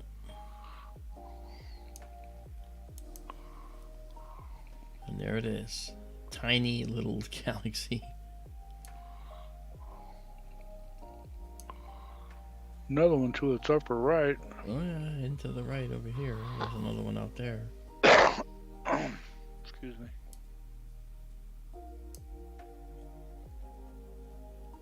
That's very small, but let's see what we can get out of it. It should be really close. It'll be nearly something. It'll be pretty close. It'll be fine. Okay. Okay. We are guiding. And we are stabilized. So let's do 30 seconds. And go. And when you're done, stop. So this galaxy we're imaging is literally about this big. It's much smaller. Really? It's even smaller than 74? It might be. I mean, it might be some exterior areas that are the exterior outer lying areas. Is this an SA? A spiral, tightly wound spiral.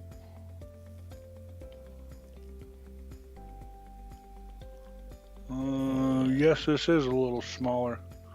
This one is 7.1 by 6 arc minutes. Okay. The other one was 10.5 by 9.5.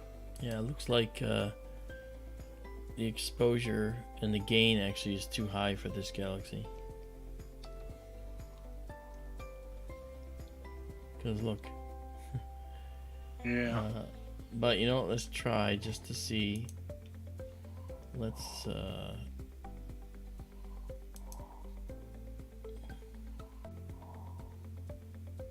okay.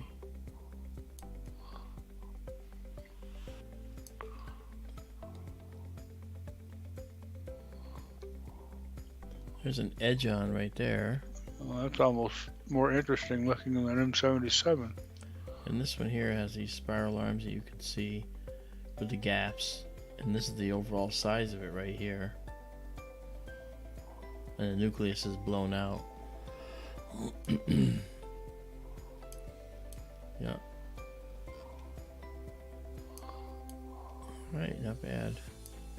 Oh well. Thanks for trying. Alright, no problem. Let's let me go see. I guess they can't all be winners. Sure they can. When we look at Cetus there, folks, that is the sea monster from the story of Perseus and Andromeda. They called it the Kraken in the movies, which I don't know why they used that word. But Cetus was a sea monster back in the good old days, and nowadays it's the whale. Yep. Okay. And we'll go to night vision mode here. That's interesting. The galaxy up toward the upper right Looks kind like of like sombrero. Yeah, it does. All right, let's crack in this nut and get out of there. All right. All right. See, it looks better in the night vision mode here because it's a lower gain, you know. Must have a very bright center to it. It does. It does. Okay, let's now come back and I guess we should do the Andromeda Galaxy. I mean, it's absolutely, if the Andromeda Galaxy looks half as good, and it will, as the Triangulum Galaxy, my gosh, it's about as high as it can get. This will be one of the best views of it you can have. Well, you can't go wrong with Andromeda. No, but I want to be able to see all the beautiful nebulae inside the galaxy. Sure. And you will.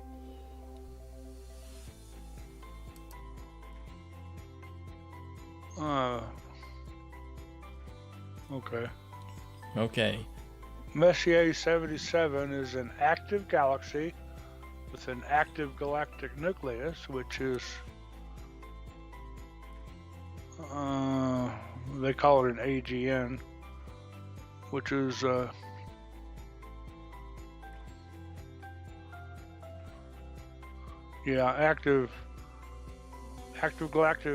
active galactic nucleus is a compact region at the center of a galaxy that has a much higher than normal luminosity over at least some portion of the EM spectrum, which with characteristics indicating the luminosity is not produced by stars. It's obscured from view by astronomical dust at visible wavelengths. Sure was bright to us, though.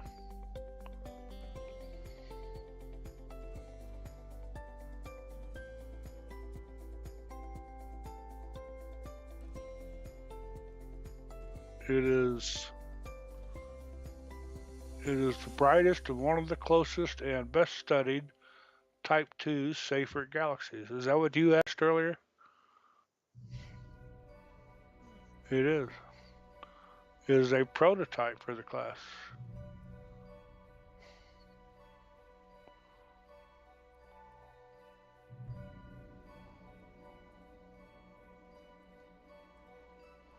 Well, that's more like it.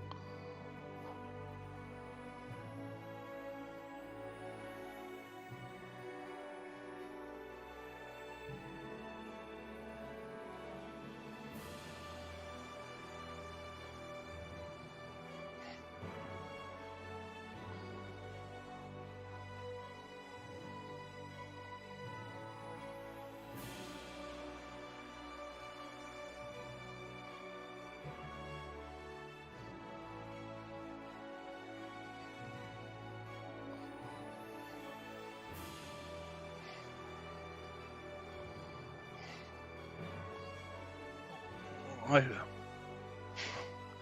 thought I heard you say sulfur. I thought I heard you say sulfur. Yes. And then you mentioned Hubble, and so you're going with the SHO palette.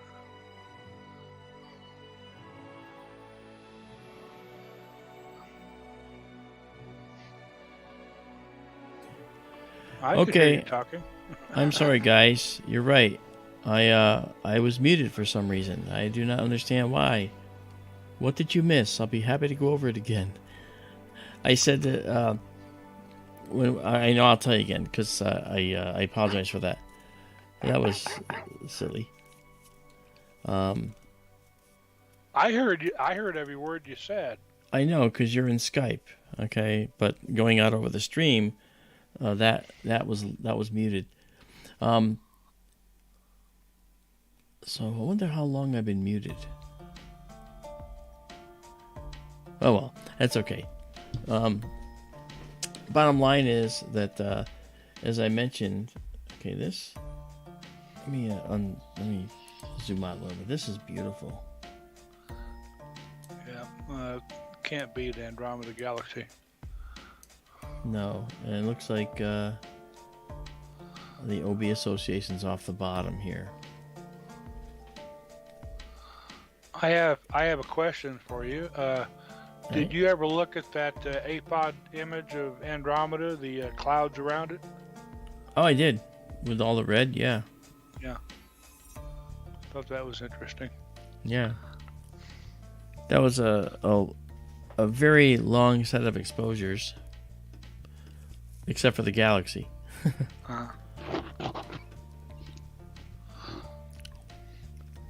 What I mentioned, guys, is that earlier, what you did not hear, is that I'm going to, with the second scope when it goes in, it's going to have a camera much like the one we have. It's going to be an 11-inch. This is a 10-inch.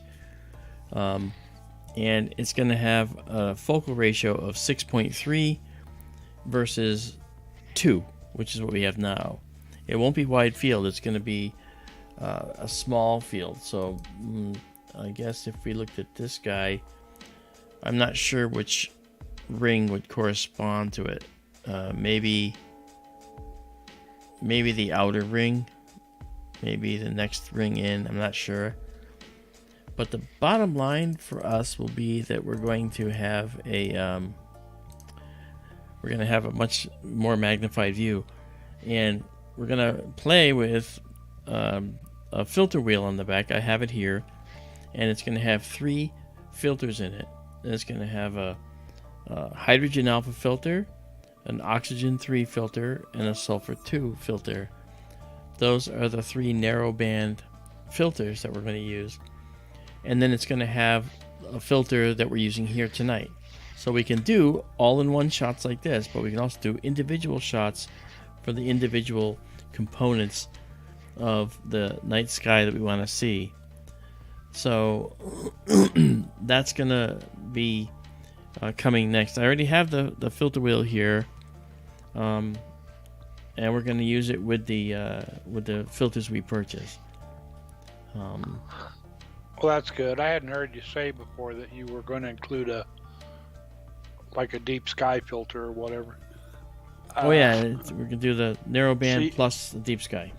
Yeah. And then have one filter opening for no filter. It's a 5-spot filter. It is going to be a color camera. Oh, absolutely. Okay.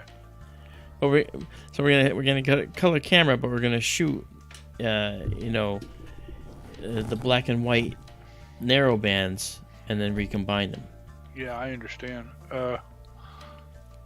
I know a lot of people, if they go with the filter wheel and shoot the narrow bands and all, they just they don't bother with color. They just get a monochrome camera. Yep, and I understand why. And I'm gonna just get the color camera and then just shoot the as it is, and then take it and recombine it. I mean, I can always make them go to gray levels too. I can automatically convert them to gray levels. Yeah. Look at this, guys. This is, in this part of the Andromeda Galaxy, this is one of the spiral arms you're seeing here in close-up. And look at this. It's a beautiful nebula. This is like an Orion Nebula in another galaxy is the type of thing. And this is a beautiful star cloud, like our Milky Way star cloud. And then we have up here as well, this area here, this is hot blue young stars. That's called an OB association. And it's similar to what we see down here at the other end. Okay, right here, and right here, and right here, and right here. This is a galaxy that is actually many times the mass of our own and many times the size of our own. This galaxy has over 1 trillion stars to our measly 100 billion. All right. So remember, 1 trillion is 1,000 billion. So at 100 billion, we're actually a lot less, right? So that's what's going on. I think it's interesting too when we look at this. This is live, and we're seeing these dark clouds live in the night sky. It's like we're seeing the universe live, and it just really just is so cool. It's so large that people don't really understand just how big it really is.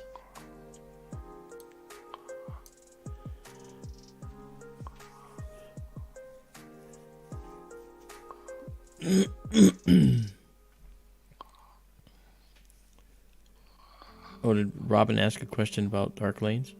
Yeah, when we saw that Edge-on Galaxy with M77, she asked why does she see a dark line edge-on with Edge-on Galaxies? Okay, I missed that.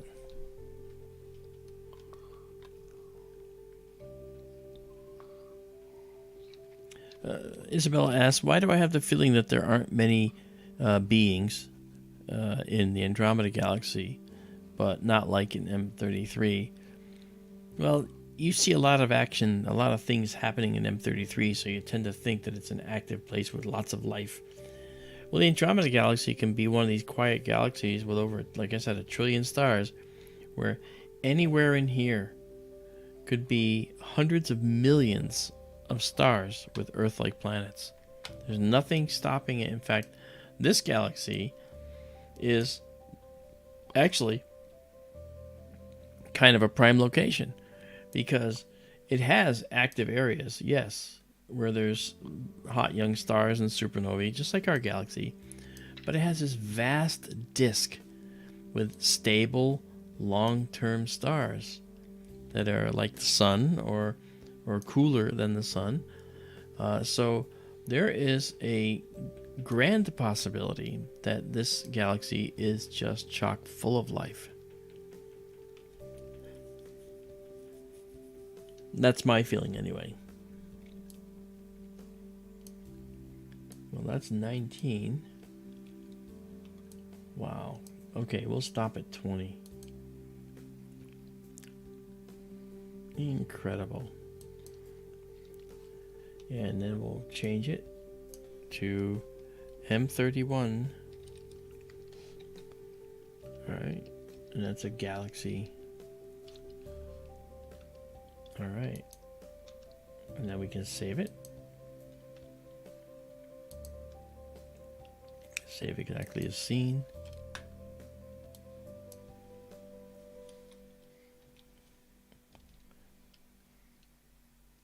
Okay, so it's Measure 31. What a wonderful galaxy. I mean, and so much detail. And it's amazing how it fills the screen. Isn't that something? I always have to say there's actually 3 galaxies in that image. Yeah, I'm not showing them to you right now. Let me just back out so you can see what I was talking about. You know, Lewis just asked. Right there. That one measure right there. 110 and measure 32, right? These two guys. Yep. And these are called elliptical galaxies. This one is a tighter elliptical than this one. And the ellipticals are rated from like E0 to E7 or 8 or so. I can't remember. I think it's 7. So this might be a E6 or 7, and this one might be, I don't remember, maybe an E1 or 2. Maybe an E1 or 2. I'm not sure. Yeah. They're satellite galaxies of M31. Yeah. Hey, Bullwinkle. Yep. Hey, Jamie. How you doing, man? Welcome. Hey, hit the subscribe button, will you, and hang out with us. Look at this, the Andromeda Galaxy. You can just, it's just amazing. Absolutely stunning. All right. I will save this again, even though I probably just saved it. Clock just hit midnight. I'm about to turn into a pumpkin, Mark. You're already a pumpkin, Daryl. Why don't you try and turn into a turnip? Oh, no, turnips are no good. Turnips taste like dirt. I don't like turnips. Turnips are okay. Yeah. Our mom used to give us turnips sometimes. Ugh. I remember when I was a little kid, they snuck up on me. I thought she made a soup with potatoes in it. And, these aren't potatoes. She got you. But I got used to them. I haven't had turnips in a long time. I should get some. Well, thank you for letting me remind you. Yeah. All right, guys, this has been wonderful. We've had a great night. I think we've given a whole lot of data for Izabela to ponder, database data for Robin to classify, and lots of new photos for me to process, along with Izabela if she wants to. But I'm gonna go to bed now and hit the hay. I hope you guys had a good time. Hey, it worked. We had a great time. Right? It was very good. Yeah. So, there we go. So, obviously you hear that music, you know what it means. Hey there, cruiser. I will be happy to share more of the story on upcoming streams. So you guys have a good night, and we will talk to you very, very soon. All right? So good night, everybody. Have a good night. Thank you so much for being part of the Sky Tour family. We love you all. Thank you very much. Everybody. Daryl said good night, but it kind of got blocked out a little bit. Alrighty. Good night, everyone. We'll see you soon.